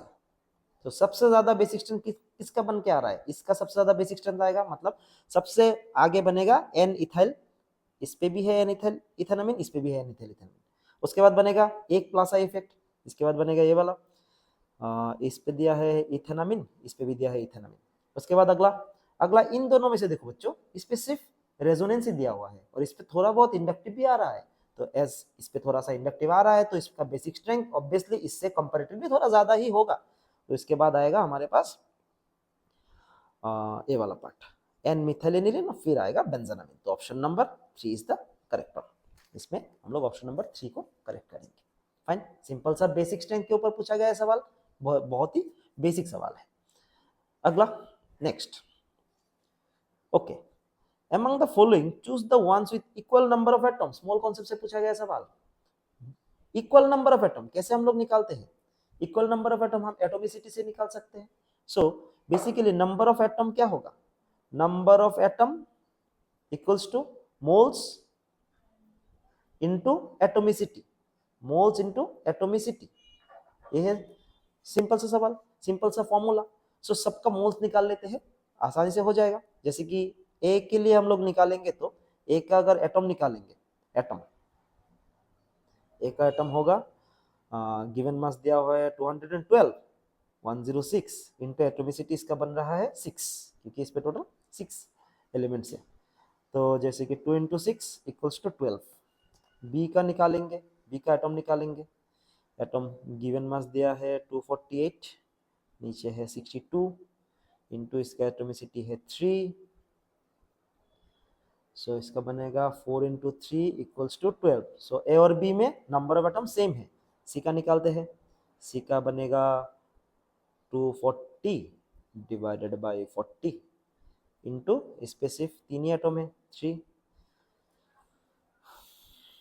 6 इंटू 3 18 इलेक्ट्रॉन बन गया इसका, 18 एटम बन गया इसका। 8 पे क्या दिया है 12 बाई 2 इंटू 2, 6 इंटू 2 इसका बनेगा 12 एटम्स, और ई आखिर में ई 220 डिवाइड बाई 44 इंटू इसका बनेगा 3, बनेगा 5 इंटू 3, 15, 5 इंटू 3, 15। सो देखो यहाँ पे 12, 12 एंड 12, मतलब ए बी एंड डी, इन तीनों का ए बी एंड डी कहाँ पर है, A B and D, option number 2, option number 2 is the correct one. Simple है, बहुत ही बेसिक सा सवाल है। अगला सवाल की ओर बढ़ते हैं इसी के साथ। वाह, बहुत ही बढ़िया सवाल दिया हुआ है, डायरेक्ट सवाल दिया हुआ है। बायोलॉजी के बच्चों, जिसको बायोलॉजी बहुत ही ज़्यादा पसंद है, ज़्यादा पसंद हो कम पसंद हो, विटामिन्स के सवाल तो सभी को आता है, ठीक है। सो विटामिन्स के सवाल दी के रखा हुआ है यहाँ पे, कौन से वाले विटामिन से कौन से वाले विटामिन की डिजीज डेफिशिएंसी की वजह से कौन सा वाला डिजीज होगा। सो इस पे देखो, जस्ट चेक करो, डायरेक्ट चेक करो इस पे, ठीक है। विटामिन B12, विटामिन B12 से हम लोगों को पता है क्या है, एनीमिया होता है, ठीक है। फिर विटामिन डी, ठीक है, विटामिन डी किसके साथ जाएगा, विटामिन डी जाएगा रिकेट, है कि नहीं, डी के प्रेजेंस से रिकेट होता है, तो ए बन गया 4, ए बन गया 4 और बी बन गया 3। तो देखो ए बन गया 4, बी बन गया 3, ये दोनों में है तो ये दोनों कट गया, ठीक है। अगला विटामिन B2, विटामिन B2 चला जाएगा ऑप्शन नंबर 1 पे चला जाएगा, तो सी बन गया 1 पे, तो सी बन गया 1 पे, इस पे तो C2 बना हुआ है तो ये गलत हो गया, तो option number 2 is the correct one. और अगला क्या बचा, विटामिन B6, ठीक है। कॉन्वोल्यूशंस तो ये तो पता ही है, हमें डायरेक्ट सवाल पूछा है, डायरेक्ट आंसर देंगे हम लोग, बहुत ही सिंपल सा सवाल है, बेसिक सा सवाल है, ओके फाइन, बहुत ही बढ़िया, बहुत बढ़िया। तो option number 2 is the correct one इस सवाल के लिए। अगला देखो क्या पूछा है, decreasing acidity of the aliphatic acids. Decreasing acidity बच्चों कुछ देर पहले पूछा था क्या, बेसिक स्ट्रेंथ, अभी पूछा है एसिडिक स्ट्रेंथ। मतलब एसिडिक स्ट्रेंथ, बेसिक स्ट्रेंथ, जो टॉपिक्स हम लोग सबसे पहले कवर करते हैं उसी टॉपिक में से क्वेश्चंस आया हुआ है, ठीक है। थोड़ा सा अगर पढ़ेंगे कोई बच्चा तो ये सब टॉपिक उसको मतलब याद होके जाएगा होगा वो बच्चा, क्योंकि ये सब टॉपिक्स हम लोग बहुत ही आसानी से या फिर बहुत बेसिक से, बहुत शुरू से हम लोग ये सब टॉपिक से ही स्टार्ट करते हैं कि नहीं। सो यहाँ पे देखो एसिडिक स्ट्रेंथ देके रखा है, एसिडिक स्ट्रेंथ देके रखा है, तो हमें क्या पता है, acidic strength minus I effect के साथ कनेक्टेड रहता है और प्लस आई इफेक्ट के साथ इनवर्सली कनेक्टेड रहता है। तो यहाँ पे देखते हैं, सब तो सारे के सारे एलिफेटिक दिया है तो प्लस आई से ही कंसिडर करना पड़ेगा इसको। तो जिसमें सबसे कम प्लस आई रहेगा, जिसमें सबसे कम प्लस आई रहेगा, मतलब फॉर्मिक एसिड, फॉर्मिक एसिड में सबसे कम प्लस आई रहेगा क्योंकि इसमें H है, तो H सबसे ज्यादा होगा। तो देखते हैं H सबसे ज्यादा कहाँ पर दिया हुआ है, इस पे तो नहीं है, इस पे तो नहीं है, तो इस पे दिया हुआ है, इस पे दिया हुआ है, तो इन दोनों में से कोई हो सकता है। अगला देखते हैं, फिर नेक्स्ट क्या होगा, एसिटिक एसिड, फिर एसिटिक एसिड आएगा, तो एसिटिक एसिड किस में आया, एसिटिक एसिड इसमें आया, इस पे तो नहीं आया, तो बाकी देखने का जरूरत भी नहीं है, option 3 will be the correct one. क्योंकि फॉर्मिक एसिड सबसे ज्यादा स्ट्रॉन्गेस्ट एसिड रहता है हमारे ऑर्गेनिक एसिड्स में, उसके बाद एसिटिक एसिड आएगा और उसके बाद बाकी अगला आता जाएगा। क्योंकि जितना भी इंडक्टिव इफेक्ट वाला ग्रुप, जितना भी इलेक्ट्रॉन डोनेटिंग ग्रुप्स अटैच्ड होगा ना, उसका उतना ही एसिडिक स्ट्रेंथ क्या होगा, घटता जाएगा, धीरे धीरे घटता जाएगा। So option 3 will be the correct one, fine. अगला next, given below are two statement, ferromagnetism is considered as an extreme form of paramagnetism. हाँ ये तो सवाल सही है, ये तो हम लोग को पता ही है कि पैरामैग्नेटिज्म अनपेयर्ड इलेक्ट्रॉन रहता है और उससे जब हम लोग कंप्लीटली मैग्नेट बनाते हैं तो वो फेरोमैग्नेट बन जाता है, तो ये तो करेक्ट है। The number of unpaired electron is chromium +2, जिसका Z बनता है +24, सो क्रोमियम +2, ठीक है। सो क्रोमियम +2 का है बनेगा 3d4, मतलब d4 सिस्टम का है, ठीक है। सो इस पे टोटल 4 अनपेयर्ड इलेक्ट्रॉन रहेगा, 4 अनपेयर्ड इलेक्ट्रॉन। और अगला क्या है, नियोडिनियम +3, तो नियोडिनियम +3 का कितना बन रहा था, 4f3 इसका, ठीक है ना बच्चों। तो इस पे बनेगा 3 अनपेयर्ड इलेक्ट्रॉन, 3 अनपेयर्ड इलेक्ट्रॉन। तो इस पे बन रहा है 4 अनपेयर्ड इलेक्ट्रॉन, इसमें बन रहा है 3 अनपेयर्ड इलेक्ट्रॉन। बोला है कि the number of unpaired electrons in दोनों में सेम है, ये तो गलत है, दोनों में सेम है। Statement 1 is correct, statement 1 is true, but statement 2 is false, option 3 is the correct one. Option 3 में इसको डायरेक्टली हम आंसर कर सकते हैं। चलो अगला, अच्छा अभी आया है सेपरेशन वाला पार्ट। ऑर्गेनिक केमिस्ट्री के कुछ कुछ टॉपिक्स, जैसे कि सेपरेशन कैसे करते हैं हम लोग, कुछ कुछ प्रोसेस रहता है, डिस्टिलेशन प्रोसेस कैसे होगा। तो देखो पहला जो दिया है इसको हम साइड में ऐसे करते हैं। जैसे कि क्लोरोफॉर्म, ये वाला है क्लोरोफॉर्म। क्लोरोफॉर्म का बच्चों बॉइलिंग पॉइंट आता है 61 डिग्री सेंटीग्रेड, ठीक है। और जो साथ में दिया है एनिलिन, एनिलिन इसका आता है 184 डिग्री सेंटीग्रेड, ठीक है। तो दोनों तो बहुत ही अलग अलग है बॉइलिंग पॉइंट इसमें से। तो क्लोरोफॉर्म अगर एनिलिन मिलाएंगे तो उसको हम लोग सिंपल डिस्टिलेशन से ही निकाल सकते हैं। तो ए जो जाएगा, ए होगा ऑप्शन 4, ए 4 में आएगा, तो ये option 3 and option 4 is wrong, क्योंकि इसको हम डायरेक्ट सिंपल डिस्टिलेशन से अलग कर सकते हैं। अगला क्या बचा, क्रूड ऑयल। देखो क्रूड ऑयल, अभी जो क्रूड ऑयल है पेट्रोलियम में, वो थोड़ा सा कॉम्प्लेक्स मिक्सचर रहता है, ठीक है। तो क्रूड ऑयल को अगर हम कॉम्प्लेक्स रहेगा तो इसको हम डायरेक्टली निकाल नहीं सकते, इसको हम लोग करना पड़ेगा क्या, फ्रैक्शनल डिस्टिलेशन, ठीक है। तो फ्रैक्शनल डिस्टिलेशन B3 दोनों में ही है। अगला क्या बचा, ग्लिसरॉल। तो ग्लिसरॉल जो ये मिक्सचर रहता है, इसको हम लोगों को थोड़ा सा मतलब प्रेशर देके, अंडर प्रेशर देके इसको निकालना पड़ेगा, इसको अलग करना पड़ेगा, क्योंकि ये जो मिक्सचर है उसका बॉइलिंग पॉइंट ऑलमोस्ट इसको प्रेशर देने से क्या होगा, उसका फ्रैक्शनल डिस्टिलेशन जब हम करेंगे प्रेशर से, तो यह अलग करना इजी हो जाएगा, ठीक है। सो इसको हम डालेंगे ऑप्शन 1 पे। तो C1, तो ऑप्शन 1 निकल के आ गया सामने, C1। और बाकी क्या बचा, एनिलिन वाटर। अभी देखो बच्चों, एनिलिन का है ऑर्गेनिक में, एनिलिन जो है वो है एरोमेटिक कंपाउंड्स, ठीक है। और पानी है पोलर सॉल्वेंट। तो बेंजीन तो पानी में डिसॉल्व होने से रहा, ज्यादा बनेगा नहीं, थोड़ा बहुत हाइड्रोजन बन बनने की वजह से स्पेयरिंगली सोल्यूबल होगा, ज्यादा इसमें होगा ही नहीं। तो हम लोग इसको क्या करेंगे, हम लोग इसको सिंपल स्टीम डिस्टिलेशन, मतलब थोड़ा सा हीट देने से अलग हो जाएगा, थोड़ा सा हीट देंगे तो अलग हो जाएगा। So option D, number D जो है वो बनेगा स्टीम डिस्टिलेशन के साथ। सो option 1 is the correct one for this question. Simple सा सवाल था। चलो अभी देखते हैं अगला सवाल कैसे सॉल्व करते हैं। ओके, यहाँ पे फिर से केमिकल काइनेटिक्स से सवाल दिया हुआ है। नहीं, केमिकल काइनेटिक्स नहीं, ये इक्विलिब्रियम से दिया हुआ है सवाल। अच्छा, सबसे पहले पूछा कि the reaction backward reaction rate constant is higher than the forward reaction rate constant. तो हमें क्या पता है, rate constant kf by kb था। तो according to question higher than कितना है, 2500। के का जो वैल्यू है वो 2500 निकल के आया है यहाँ पे। और यहाँ पे डेल एन जी क्या निकलेगा, डेल एन जी यहाँ पे 2 मोल्स ऑफ बी है तो 2 माइनस 1 मोल्स ऑफ ए है तो 1, तो डेल एन जी का वैल्यू बनेगा 1। तो क्या निकालने के लिए पूछा, उन लोगों ने पूछा है कि केपी क्या होगा। तो हमें तो पता है केपी का value, KP equal to K C R T whole to the power del N G. तो इस पे सिर्फ डाल दो, के का वैल्यू आ गया सामने 2500, आर का वैल्यू देके रखा है 0.083 इंटू टी का वैल्यू हो गया 1000। तो इसको अगर हम कैलकुलेशन करेंगे, इसको कैलकुलेशन करने से हाँ जो आंसर मिल जाएगा वो होगा ऑलमोस्ट, इससे 1000 मिल जाएगा, इससे कट जाएगा तो 0.13 जैसा, हाँ या 0.033, this will be the correct one, 0.033।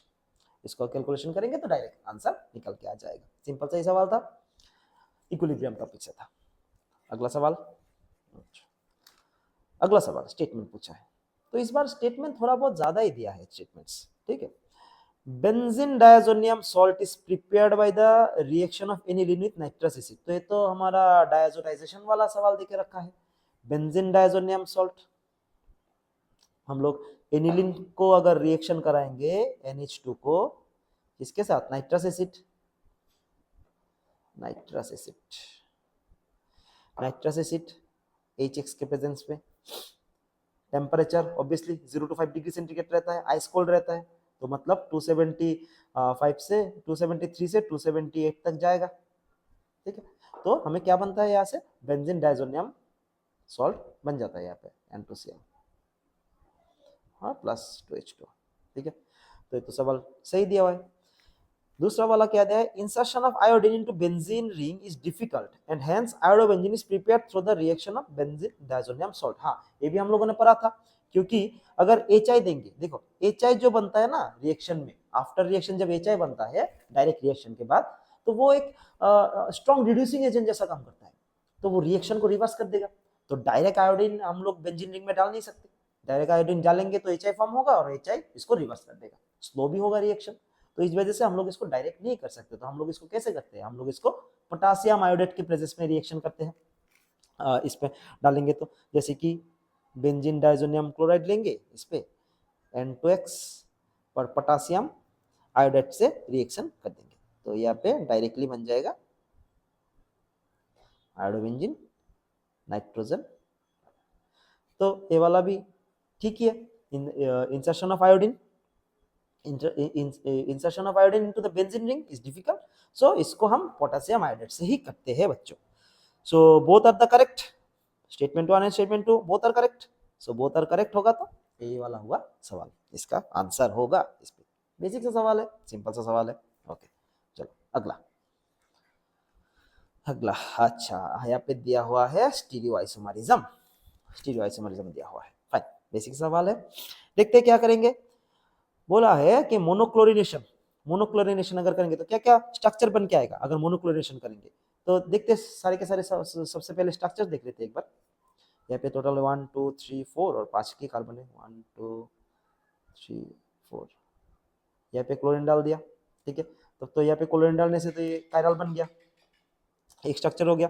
दूसरा हम लोग डाल सकते हैं, यहाँ पे क्लोरीन डाल दिया, ठीक है। तो ये तो कायरल नहीं है क्योंकि देखो यहाँ पे दोनों के दोनों सेम सेम है, तो कायरल नहीं बनेगा। अगर कायरल बनेगा तो इस पे 2 आइसोमर बन जाएगा, कायरल नहीं बनेगा तो इसका एक ही आइसोमर रहेगा, ठीक है। अगला अगला कहाँ डाल सकते हैं, अगला यहाँ पे डाल देते हैं, अगला यहाँ पे डाल देते हैं क्लोरीन। यहाँ पे डालने से ये फिर से कायरल बन गया, तो इस पे फिर से 2 आइसोमर आ जाएगा। और बना सकते हैं हम लोग इसको ऐसे, इसको ऐसे बना सकते हैं। तो ये तो कायरल नहीं है, तो इस पे भी एक ही आइसोमर आएगा। तो टोटल कितना बना, 2 + 1 + 2 + 1 = 6, टोटल 6 आइसोमर हम लोग यहाँ से टोटल स्ट्रक्चर्स हम लोग निकाल सकते हैं। स्टीरियो आइसोमर को अगर इंक्लूड करेंगे कायरल होगा, सिस्टेंस आएगा, तो इस पे हम लोग स्टीरियो आइसोमर भी इंक्लूड करके टोटल 6 नंबर ऑफ स्ट्रक्चर्स बना पाएंगे, ठीक है। फाइन, सिंपल सा सवाल था।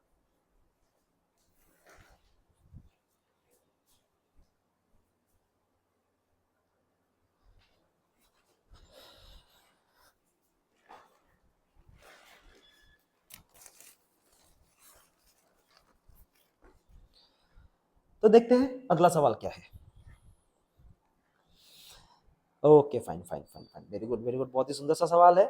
चलो सॉल्व करते हैं इसको। बोला है कि among the given compounds 1 2 3 the correct order of bond dissociation energy for CH, CH यहाँ से CH को निकालेंगे, यहाँ से H को निकालेंगे, यहाँ से H को निकालेंगे, ठीक है। तो हम इसको हाइब्रिडाइजेशन के थ्रू भी हम लोग इसको निकाल सकते हैं आंसर। जब H निकल जाएगा, बॉन्ड टूट जाएगा तो फ्री रेडिकल फॉर्म होगा। तो पहला वाला स्ट्रक्चर क्या बनेगा, पहला वाला स्ट्रक्चर बनेगा बेंजीन फ्री रेडिकल। दूसरा वाला स्ट्रक्चर क्या बनेगा,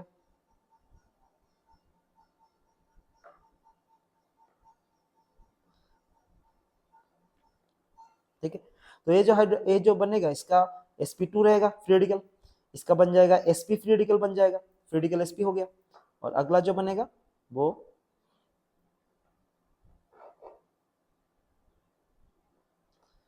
ये भी sp2 ही बनेगा बच्चों, ठीक है। बट क्या है कि इस पे थोड़ा सा ज्यादा एनर्जी लग जाएगा इस पे। तो सबसे जो इसका जो स्ट्रक्चर बनेगा, सबसे जो स्ट्रांग होगा इसका, जिससे निकालने में सबसे मुश्किल होगा, जिसका स्टेबिलिटी देखो, स्टेबिलिटी जिसका ज्यादा है, ठीक है। कि बॉन्ड डिसोसिएशन एनर्जी हम लोगों ने क्या पढ़ा था कि bond dissociation energy stability of free radical CFR, carbon free radical, ठीक है। तो जिसका स्टेबिलिटी ज्यादा होगा कार्बन फ्री रेडिकल का, उसका बॉन्ड डिसोसिएशन एनर्जी कम होगा, क्योंकि वो तो आसानी से छोड़ देगा, क्योंकि उसको पता है कि छोड़ने के बाद वो आसानी से स्टेबल हो सकता है। सो इस वजह से जिसका भी स्टेबिलिटी ऑफ रेडिकल ज्यादा हो रहा है, उसका तोड़ने के लिए एनर्जी कम चाहिए होगा, ठीक है फाइन। तो इसमें स्टेबिलिटी सबसे ज्यादा, जिसका स्टेबिलिटी कम होगा वो तोड़ने के लिए वो टूटेगा ही नहीं, क्योंकि उसको पता है आफ्टर अगर हाइड्रोजन लूज कर दिया तो वो स्टेबल नहीं कर पाएगा ना खुद को। इसी वजह से सबसे ज्यादा जो एनर्जी निकालने के लिए जरूरत पड़ेगा वो होगा, और 3 को चाहिए होगा सबसे ज्यादा एनर्जी। उसके बाद चाहिए होगा बेंजीन से, और उसके बाद सॉरी उसके बाद चाहिए होगा sp हो गया ना, sp हो गया ये। तो ये ऐसा नहीं होगा, सबसे पहले होगा 3, फिर होगा 2 और फिर होगा ठीक है। तो इसको sp कार्बन होगा, sp फ्री रेडिकल हो गया, sp फ्री रेडिकल और ये sp2, तो 3 2 1 बन रहा है हमारा 76 का ऑप्शन नंबर 3 बन रहा है हमारा करेक्ट आंसर। अगला सवाल देखते हैं। Which of the following compound does not colourise bromine. बच्चों ये तो ओरली सॉल्व कर सकते हैं ना, ब्रोमीन कलर कौन करेगा, ये तो ब्रोमीन तो अनसैचुरेशन टेस्ट के लिए बनता था ना। ब्रोमीन जब भी जहां पर भी डबल बॉन्ड मिल जाएगा ब्रोमीन वहां पे जाके घुस जाएगा, इजी इजी सा बात है। तो अगर किसी पर अगर डबल बॉन्ड नहीं रहा तो उस पे ब्रोमीन जा नहीं पाएगा, तो obviously option 1 will be the correct one, क्योंकि इस पे तो ब्रोमीन जा ही नहीं पाएगा। दूसरा वाले में अगर चेक करेंगे तो फेनॉल वाले में तो चेक करेंगे तो क्या होगा, फेनॉल वाले में ये ऑर्थोपेरा तीनों की तीनों पोजीशन में ब्रोमीन घुस जाएगा, जाके यहाँ पे जाके ब्रोमीन घुस जाएगा, ऐसे ऐसे ऐसे ऐसे ब्रोमीन घुस जाएगा, ब्रोमीन घुस जाएगा। इस पे थर्ड वाले में चेक करेंगे तो इस पे ब्रोमीन आ जाएगा और इस पे भी ब्रोमीन आ जाएगा। और एनिलीन ये भी रिएक्टिव है, तो इस पे भी ऑर्थोपेरा पे जाके ब्रोमीन घुस ही जाएगा। तो अगर ब्रोमीन से रिएक्शन करेंगे तो तीनों में तीनों के तीनों में ब्रोमीन अटैच्ड हो जाएगा, तो उसका कलर धीरे धीरे डिकलर्ड हो जाएगा। बट ये वाला जो स्ट्रक्चर है साइक्लोहेक्सेन, उस पे तो ब्रोमीन जाएगा ही नहीं, क्योंकि उस पे जगह ही नहीं ब्रोमीन जाने के लिए। So obviously this one will be the correct one. चलो सिंपल सा सवाल था। अगला सवाल देखते हैं। Major product of the following reaction. अरे वाह, major product of the following reaction क्या दिया है, यहाँ पे दिया हुआ है ग्रिग्नार्ड, ग्रिग्नार्ड रिएजेंट्स दिया हुआ है। तो बच्चों करेंगे स्टडी, रिएक्शन करने से पहले करेंगे थोड़ा सा प्रिपरेशन, जो किया था हम लोगों ने उसको थोड़ा सा सोचेंगे क्या क्या हुआ था। ग्रिग्नार्ड किसके साथ रिएक्शन करता है, सबसे पहले सबसे ज्यादा रिएक्शन किसके साथ होता है, ग्रिग्नार्ड कीटोन्स ग्रुप के साथ करता है, ग्रिग्नार्ड कीटोन ग्रुप के साथ करता है, और नाइट्राइल ग्रुप मतलब साइनाइड ग्रुप के साथ ग्रिग्नार्ड रिएक्शन करेगा। ठीक है फाइन। कीटोन से हम लोग क्या निकाल सकते थे, कीटोन से हम लोग अल्कोहल बना सकते थे, और साइनाइड से हम लोग कीटोन बना सकते थे। तो देखो यहाँ पे ग्रिग्नार्ड दिया हुआ है एक्सेस, ग्रिग्नार्ड दिया हुआ है एक्सेस, तो इसी स्ट्रक्चर में कीटोन स्ट्रक्चर भी है और साइनाइड ग्रुप भी है, कीटो ग्रुप भी है, साइनाइड ग्रुप भी है। तो कीटोन बनेगा अल्कोहल में, तो कीटोन तो यहाँ पे अल्कोहल बन रहा है, यहाँ पे भी अल्कोहल बन रहा है, यहाँ पे भी अल्कोहल बन रहा है। ठीक है, तो इस पे कीटोन कीटोन जैसा है, तो ऑप्शन नंबर 4 तो नहीं हो रहा है करेक्ट। अगला देखते हैं। इस पे देखो साइनाइड जैसे था वैसे ही है, तो साइनाइड के साथ भी रिएक्शन करेगा, ये भी नहीं हो रहा है। और साइनाइड से क्या बनता है, कीटोन बनता है, तो साइनाइड से अगर कीटोन बनेगा तो इस पे हम लोगों को साइनाइड से कीटोन मिल जाएगा। तो option 2 will be the correct one. अभी देखो बच्चों, तुम लोगों के मन में सवाल आ सकता है कि सर कीटोन के साथ अगर ग्रिग्नार्ड रिएक्ट कर रहा है तो अगला जो कीटोन बन रहा है उसके साथ भी रिएक्ट करेगा। ठीक है, सो कंपैरेटिवली क्या होता है, अगला जब इस यहाँ पे जब कीटोन बन गया ना, तो इससे भी ये 3rd डिग्री अल्कोहल बन सकता है, एक चांसेस रहता है, बट इसका जो अमाउंट बनेगा वो बहुत ही कम होगा, क्योंकि पहले तो वो ऑलरेडी 2 जगह पे रिएक्शन कर चुका है। एक्सेस दिया तो कितना, इन्फिनिटी तो नहीं होगा ना, थोड़ा से ज्यादा एक्सेस दिया होगा। तो पहले तो वो जितना जितना मॉलिक्यूल्स बनेगा सबके सारे के सारे साथ कीटोन और साइनाइड के साथ रिएक्ट करेगा। उसके बाद जो दूसरा कीटोन बनेगा, मतलब ऑप्शन 3 के बारे में बोल रहा हूँ, दूसरा जो कीटोन बनेगा उसके साथ इतना ज्यादा रिएक्शन करेगा नहीं, बहुत ही स्लाइट प्रोडक्ट बनेगा। सो इस वजह से मेजर प्रोडक्ट अगर बोल रहा है तो मेजर प्रोडक्ट अगर बोल रहा है तो हम लोग ऑप्शन 2 के साथ ही जाएंगे, कि ये वाला पहला वाला को अल्कोहल में कन्वर्ट करेगा और दूसरा साइनाइड को कीटोन में कन्वर्ट करेगा। Fine, simple. चलो अगला। Which of the following aqueous solution will exhibit highest boiling point? अच्छा, हाईएस्ट बॉइलिंग पॉइंट दिया है, इस पे क्या क्या टॉपिक दिया है, urea, KNO3, Na2SO4 and glucose. तो देखो ये जो दो है वो दोनों इलेक्ट्रोलाइट्स है,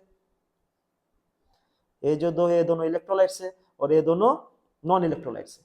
तो इलेक्ट्रोलाइट्स के लिए हमें क्या चाहिए, वेंटो फैक्टर चाहिए होता है, तो वेंटो फैक्टर जिसका ज्यादा होगा उसी के हिसाब से आंसर निकलेगा ना। तो सबसे ज्यादा वेंटो फैक्टर किसका है, हम लोग वो देखते हैं एक बार। तो यूरिया जो है वो तो है नॉन इलेक्ट्रोलाइट, यूरिया का है नॉन इलेक्ट्रोलाइट, तो इसका तो आई बन जाएगा 1।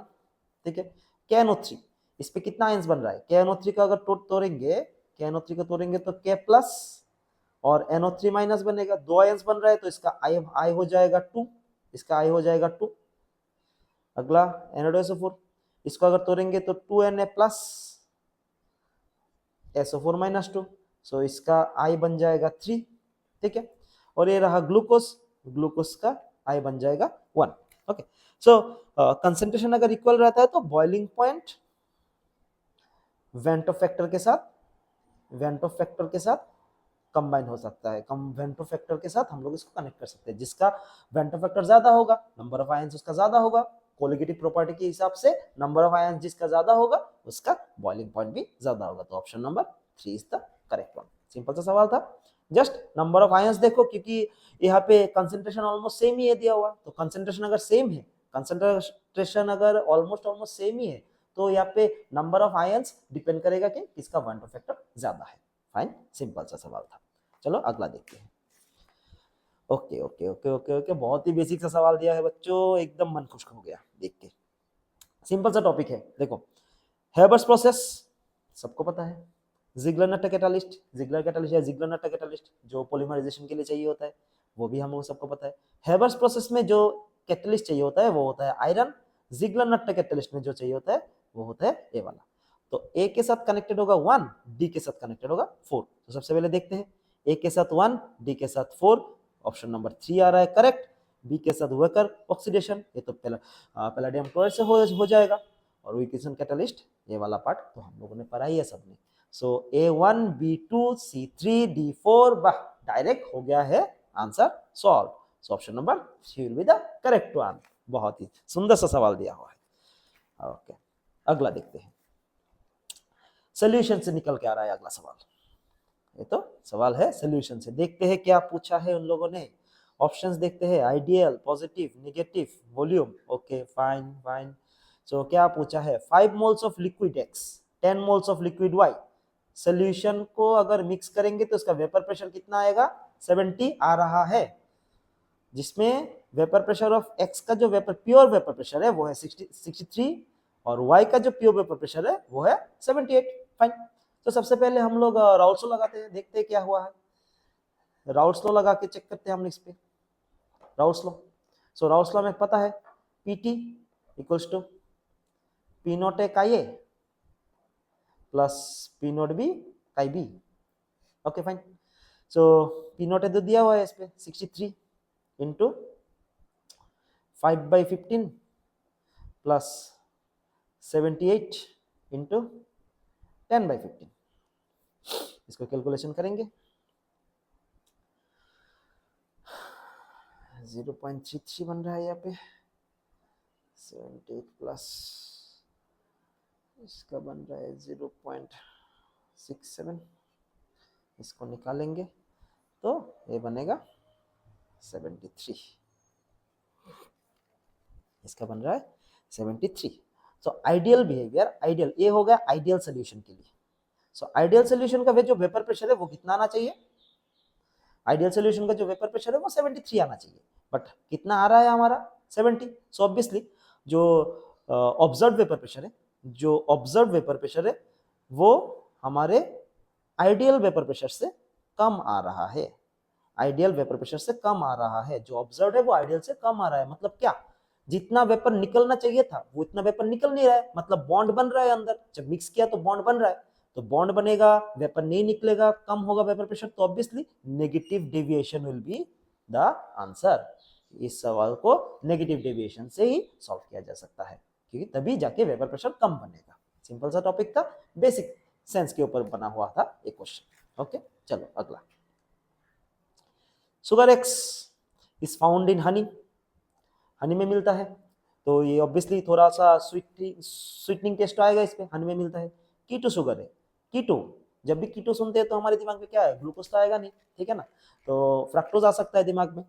Exist in alpha beta anomeric form, ये अल्फा और बीटा फॉर्म में जा सकता है, तो फ्रक्टोज ऑब्वियसली इस पे भी जा सकता है, अल्फा और बीटा में जा सकता है। लेबोरेटरी, याद करो बच्चों, वो जो हम लोगों ने इनवर्स शुगर पढ़ा था, सुक्रोज को हाइड्रोलाइसिस करने से जो ग्लूकोज और फ्रक्टोज मिलता था, उस पे क्या था, ये मतलब एक था हमारा लेबोरेटरी और एक था डेस्टोरेटरी, तो उसमें भी आएगा। तो सारे के सारे ऑप्शंस हमें फ्रक्टोज की ओर ही इशारा कर रहा है। So option number 2 will be the correct answer for this one. Simple है।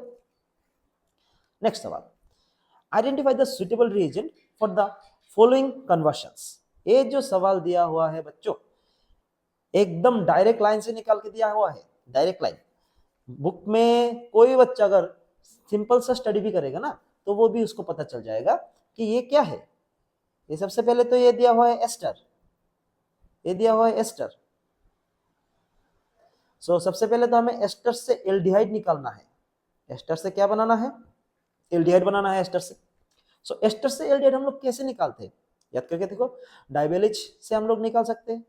डाइबेल एच इससे हम लोग निकाल सकते हैं एस्टर से।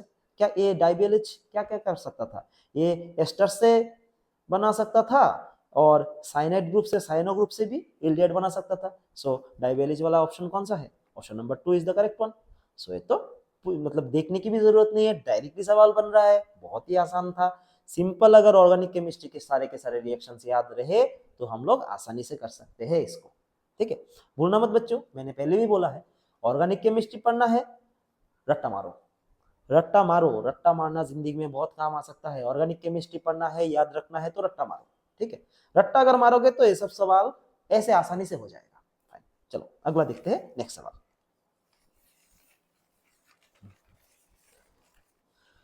यहाँ पे दिया है कुछ रीजनिंग और एसेशनल रीजनिंग का सवाल दिया हुआ है कुछ यहाँ पे। सो क्या क्या दिया हुआ है देखते हैं। सबसे पहले ये जाएगा SN2 रिएक्शन पे, फास्टर होगा क्लोरीन से।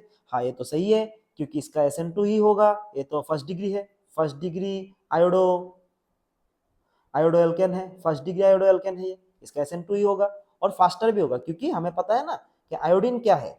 Iodine basically good leaving group है, बेस्ट लिविंग ग्रुप है। आयोडीन गुड लिविंग ग्रुप है, इसी वजह से आयोडीन बहुत आसानी से निकलेगा। दूसरा रीजन क्या दिया है? Iodine is the better leaving group. यहाँ पे दे के रखा है, जो हम लोगों ने बोला है वही दे के रखा है। तो इसमें से ये तो करेक्ट है, और ये दूसरा वाला भी एकदम कंप्लीटली करेक्ट है, और ये एक्सप्लेन भी कर रहा है। ठीक है ना, कि इसको हम लोग कैसे सॉल्व कर सकते हैं, क्या इसको हम लोग निकाल सकते हैं। तो हम इसको बोलेंगे कि ये SN2 रिएक्शन से जाएगा, और ये रीजन भी करेक्ट ही दिया हुआ है। तो option number 1 will be the correct one. Both assertion reason is correct and reason is the correct explanation of the assertion. Fine, simple सा सवाल है, हेलो एल्किन से दिया हुआ है सवाल। अगला सवाल देखिए। अगला सवाल दिया हुआ है स्टैंडर्ड हीट ऑफ फॉर्मेशन। किसके लिए बोला? बेरियम +2 के लिए। अच्छा, कुछ कुछ डाटा दिया हुआ है इसमें, देखते हैं सबसे पहले क्या क्या गिवन डाटा दिया हुआ है, देखते हैं। Standard heat of formation of sulphate. अच्छा, standard heat of formation of sulphate, तो सबसे पहले तो दिया है del H not F, sulphate के लिए बोला SO4-2। तो ये रिएक्शन क्या है? सल्फर लेंगे सॉलिड में रहेगा, ऑक्सीजन गैस पे रहेगा, गैसियस स्टेट पे रहेगा, और पानी लेंगे, क्योंकि ये आयंस बन रहा है ना, तो आयंस बनने के लिए तो डिसोल्यूशन चाहिए होगा। तो इसका जो वैल्यू दिया है, इससे बनेगा हमारा SO4-2 एक्वस। ओके, इसके लिए जो वैल्यू दिया है, वैल्यू दिया है -216। अगला क्या दिया है? अगला दिया हुआ है स्टैंडर्ड हीट ऑफ क्रिस्टलाइजेशन। देखो बच्चों, क्रिस्टलाइजेशन मतलब क्या था? तुम्हें अगर पढ़ाई किए होगे तो पता होगा कि क्रिस्टलाइजेशन जो था ना, वो इनवर्स ऑफ डिसोल्यूशन था। इनवर्स ऑफ डिसोल्यूशन था, जब पानी में कुछ डिसॉल्व होता है उसको डिसोल्यूशन कहते हैं, और जब उसी डिसॉल्व में से हम लोग अलग करते हैं क्रिस्टल को, मतलब आयंस को निकालते हैं, अलग कर देते हैं, तो उसको हम क्रिस्टलाइजेशन कहते हैं। तो क्रिस्टलाइजेशन मतलब एक्चुअली डिसोल्यूशन का उल्टा होगा। तो हम लोग एक काम करते हैं, क्योंकि यहाँ पे एक्वस भी दिया हुआ है तो डिसोल्यूशन चाहिए होगा, तो हम लोग यहाँ पे डेल H नॉट डिसोल्यूशन निकालते हैं। किसके लिए? बेरियम सल्फेट के लिए। ठीक है, तो इसका जो होगा तो इसका ऑपोजिट हो जाएगा। So del H naught crystallization जो है उसका ऑपोजिट हो जाएगा। सो इसका वैल्यू जो होगा -4.5। ठीक है, -4.5। इसका इक्वेशन क्या होगा? इसका इक्वेशन हम निकाल सकते हैं, बेरियम सल्फेट डिसोल्यूशन जो है ये सॉलिड था, और बेरियम+2 ये एक्वस में हो जाएगा। डिसोल्यूशन अगर करेंगे तो हम लोग डिसोल्यूशन के लिए निकाल रहे हैं, और SO4-2 ये भी एक्वस में चला जाएगा। ओके फाइन, अगला क्या है? और इसके लिए वैल्यू दिया है +4.5 वैल्यू दिया हुआ है। ये गया 1, ये गया 2, ये गया 1, ये गया 2, और अगला क्या दिया हुआ है? अगला दिया हुआ है formation of barium sulphate. Formation of barium sulphate, ये 3 नंबर वाला निकालते हैं, फॉर्मेशन ऑफ बेरियम सल्फेट। तो del H not F barium sulphate,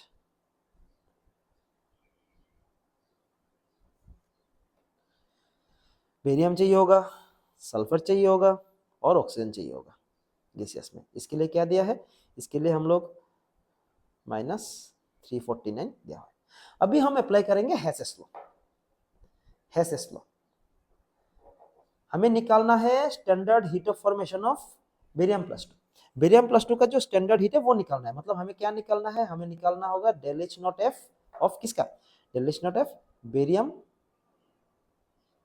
plus aqueous. इसको पानी में डालेंगे तो क्या बनेगा, बेरियम प्लस 2 एक्वस बनेगा। हमें ये निकालना पड़ेगा, ठीक है, हमें ये चाहिए होगा। तो बेरियम प्लस 2 अगर निकालेंगे तो यहाँ से ये निकालना पड़ेगा। तो अभी देखो इक्वेशन जो सारे के सारे दिए हुए हैं, तो हम लोग थोड़ा सा इसको चेंजेस करेंगे, मतलब थोड़ा सा इसको परमुटेशन कॉम्बिनेशन करेंगे, इसके साथ एक दूसरा मिलाएंगे तो जाके, जैसे कि यहाँ पे इक्वेशन नंबर 3 को लेते हैं, इससे अगर माइनस करेंगे इक्वेशन नंबर 1 को और प्लस कर देंगे इक्वेशन नंबर 2 को, तो ही हमारा ये वाला फॉर्मूला डायरेक्टली आ जाएगा।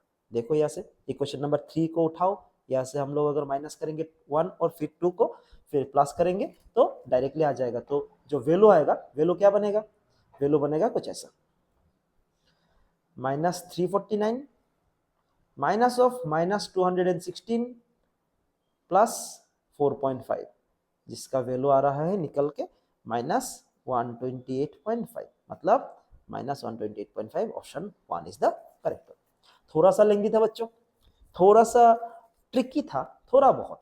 हाँ, ये वाला सवाल थोड़ा सा बाकी सवालों से थोड़ा टफ था, ठीक है, बट इतना तो बनता है। एक दो सवाल तो ऐसा आएगा ये पक्का ना, कि थोड़ा बाकी बच्चे जिसने पढ़ाई कुछ भी नहीं किया है उन लोगों से आप लोगों ने जिसने पढ़ाई किया है ऑलरेडी, जिसको सिलेक्शन मिल रहा है, उन लोगों को तो अलग करना पड़ेगा। तो ऐसा सवाल एक्सपेक्टेड ही है हमारा ऐसा सवाल, ठीक है, फाइन। सिंपल सा सवाल था कैलकुलेशन के ऊपर। अगला सवाल देखते हैं क्या दिया हुआ है। अच्छा, total number of possible isomer both structural as well as stereo isomer of cyclic ether. देखो साइक्लिक दिया हुआ है, साइक्लिक इथर बोला है, C4H8 दिया है, तो ऑब्वियसली पता चल रहा है कि ये तो डबल बॉन्ड भी हो सकता है या फिर साइक्लिक भी हो सकता है। तो मतलब हमें यहाँ से सबसे पहले डिग्री ऑफ अनसैचुरेशन निकालना पड़ेगा। तो डिग्री ऑफ अनसैचुरेशन हम कैसे निकालते हैं, ऐसे निकालते हैं 2C plus 2 minus H plus n minus x divide by 2, value डालो, हाइड्रोजन नाइट्रोजन नहीं है यहाँ पे, हेलोजन नहीं है यहाँ पे, बाकी के सारे वैल्यू डाल दो यहाँ पे। 2 into 4 plus 2 minus 8 by 2 equals to 1। Okay, so एक ही आएगा डिग्री ऑफ अनसैचुरेशन, तो या तो साइक्लिक हो सकता है और डबल बॉन्ड हो सकता है, या तो साइक्लिक हो सकता है फिर डबल बॉन्ड हो सकता है। तो इन लोगों ने सबसे पहले बोल दिया कि साइक्लिक ही होगा, तो डबल बॉन्ड वाले जो जो स्ट्रक्चर से हम लोगों से लेना भी नहीं है, भूल जाना है। तो जस्ट इसको 4 ही कार्बन है, कितना भी डबल बॉन्ड आ सकता है वो सब चेक कर लेंगे, और कितना कितना कायरल कार्बन आ रहा है वो सब चेक कर सकते हैं। तो सबसे पहले तो 4 कार्बन है, तो हम लोग इसको फ्यूरन बना देते हैं। इसको सबसे पहले फ्यूरन हो गया, एक स्ट्रक्चर हो गया। इस पे देखो कोई कायरल कार्बन नहीं है, तो इसका एक ही आइसोमर आएगा।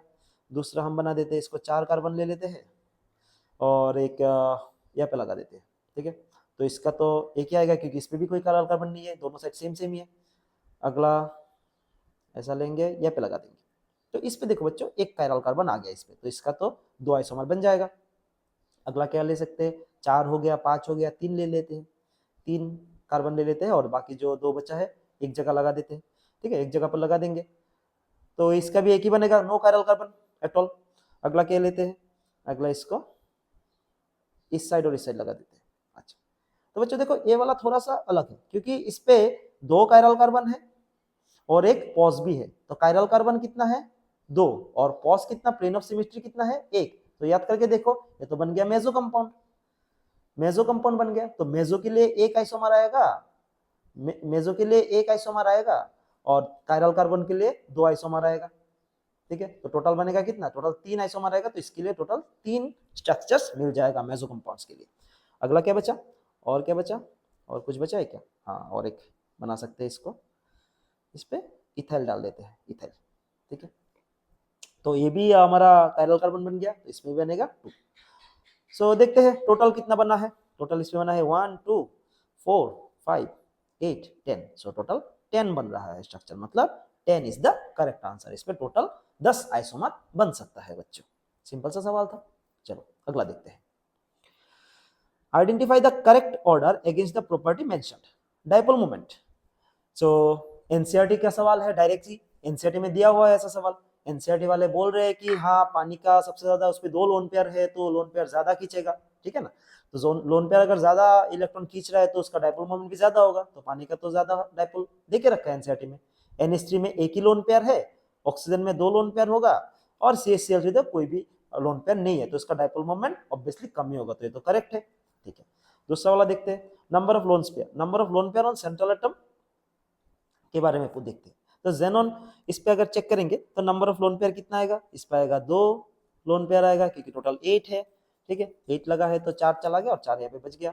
इस पे 6 चला गया तो इस पे बनेगा 2, इस पे बनेगा नंबर ऑफ, ये तो 3 बनेगा इस पे, तो ये तो वाला भाई गलत हो गया, ये वाला तो भैया गलत हो गया, तो ये तो हम नहीं डाल सकते। अगला क्या है, ऑक्सीजन और हाइड्रोजन, कार्बन एंड हाइड्रोजन। तो देखो ये कैसा होगा, ऑक्सीजन हम लोग अगर इस साइड जा रहे हैं, लेफ्ट साइड जा रहे हैं, तो ऑब्वियसली साइज घटेगा, तो साइज अगर घटेगा तो बॉन्ड लेंथ भी घटेगा ना, तो ये तो सिंपल सा बात है बाबू, इतना तो समझना है। तो ऑक्सीजन अगर इस साइड से अगर ऑक्सीजन का साइज कमेगा तो इसका बॉन्ड लेंथ भी घट जाएगा, तो बॉन्ड लेंथ इसका ज्यादा कैसे हो सकता है भैया, नहीं होगा, सिंपल सा सवाल है। आगे दिया है N2O2 और हाइड्रोजन, ये तो बड़ा ही बेसिक सवाल देके रखा है, 8 वाले बच्चे भी जान ले। N2 में थर्ड ट्रिपल बॉन्ड दिया हुआ है, ऑक्सीजन में डबल बॉन्ड दिया हुआ है और हाइड्रोजन में सिंगल बॉन्ड दिया हुआ है, तो इसका तो करेक्ट हो गया। ए और डी कहां पर लिखा है, ए और D, option number 1, option number 1 is the correct one, A और डी। सिंपल सा सवाल था, आसानी से हो गया, तो एनसीईआरटी के लाइन में से क्वेश्चन निकाल के दे रहे हैं। अच्छा चलो देखते हैं अगला सवाल क्या दिया हुआ है। हायर यील्ड ऑफ NO, सबसे ज्यादा NO किसमें आएगा, कौन सा कंडीशंस पे आएगा। अगर ये वाला दिया है तो लीच-टिलियर्स प्रिंसिपल दिया है, लीच-टिलियर्स प्रिंसिपल थोड़ा सा याद करो। देखो इस पे डेल एच बोल रहा है प्लस पॉजिटिव, मतलब ये तो एंडोथर्मिक है, मतलब ये एंडोथर्मिक है, तो अगर एंडोथर्मिक होगा तो अगर टेम्परेचर बढ़ाएंगे तो ज्यादा से ज्यादा एनर्जी एब्जॉर्ब होगा, तो ज्यादा से ज्यादा एनर्जी एब्जॉर्ब होगा तो ज्यादा से ज्यादा प्रोडक्ट बढ़ेगा, तो हायर टेम्परेचर में ये रिएक्शन ज्यादा से ज्यादा NO फॉर्म कर सकता है। अगला क्या है, हायर कंसेंट्रेशन ऑफ N2, देखो याद करके देखो, प्रोडक्ट रिएक्टेंट साइड में कंसेंट्रेशन बढ़ेगा तो प्रोडक्ट साइड तो ऑब्वियसली बढ़ेगा बैलेंस करने के लिए, तो ये तो करेक्ट है। Higher concentration of oxygen, this one is also correct, so ACD कहां पर मिलेगा हमें, ऑप्शन नंबर 4 पे मिलेगा। सिंपल सा सवाल है, बेसिक सा सवाल है। ओके चलो अगला देखते हैं। ओके रेट कांस्टेंट दिया हुआ है, कंसेंट्रेशन भी दिया हुआ है, करते हैं सवाल। The rate constant of A reaction is 0.03, rate constant दिया हुआ है, क्या क्या वैल्यू दिया है, 0.03 पर सेकेंड, मतलब क्या समझ में आ रहा है इससे कि ये फर्स्ट ऑर्डर रिएक्शन है, ये फर्स्ट ऑर्डर रिएक्शन होगा। Okay fine, how much time does it take for 7.2 mole per litre to reduce to, तो इनिशियल मान के चलो, इनिशियल पकड़ लो 7.2, इनिशियल पकड़ के चलो 7.2, और अभी रिमेनिंग कितना बच्चा, मान लो 0.9, तो फर्स्ट ऑर्डर का फॉर्मूला डालेंगे, तो क्या पूछ रहे हैं लोग, पूछ रहे हैं कि how much time is required, so T equals to formula बिठाओ, क्वेश्चन सॉल्व करो, बाकी के सारे सवाल होते जाएंगे ऐसे कैसे। लॉग 7.2 बाई 0.9, इसका अगर काटे तो आ जाएगा 8 को हम कैसे लिख सकते हैं 2 क्यूब, सो 3 सामने आ जाएगा, 3 into 2.3 divide by 0.03 into log 2 आएगा, यहाँ पे लॉग 2 आ रहा है, तो लॉग 2 का वैल्यू क्या है 0.3, इसका अगर हम काटेंगे तो क्या बचेगा, इससे कट जाएगा और 3 से ये मल्टीप्लाइड हो जाएगा तो 69 जैसा कुछ आ रहा है, इससे कट जाएगा दोनों, और 3 से 2.3 मल्टीप्लाइड हो जाएगा तो ये सब फिगर तो आ नहीं रहा है, 69.3 ही आ रहा है, यहाँ से डायरेक्ट आ जाएगा, सिंपल सा सवाल है। ओके चलो अगला और लास्ट सवाल, वाह भाई वाह, क्या ही सवाल दिया है लास्ट सवाल में। ये तो मान के चलो कोई बच्चा कुछ नहीं पढ़ा, ठीक है ना, कुछ भी नहीं पढ़ के गया है, वो तो पहला अगर किसी ने लसाइन टेस्ट सुना भी होगा ना उसको भी आ जाएगा, ठीक है ना।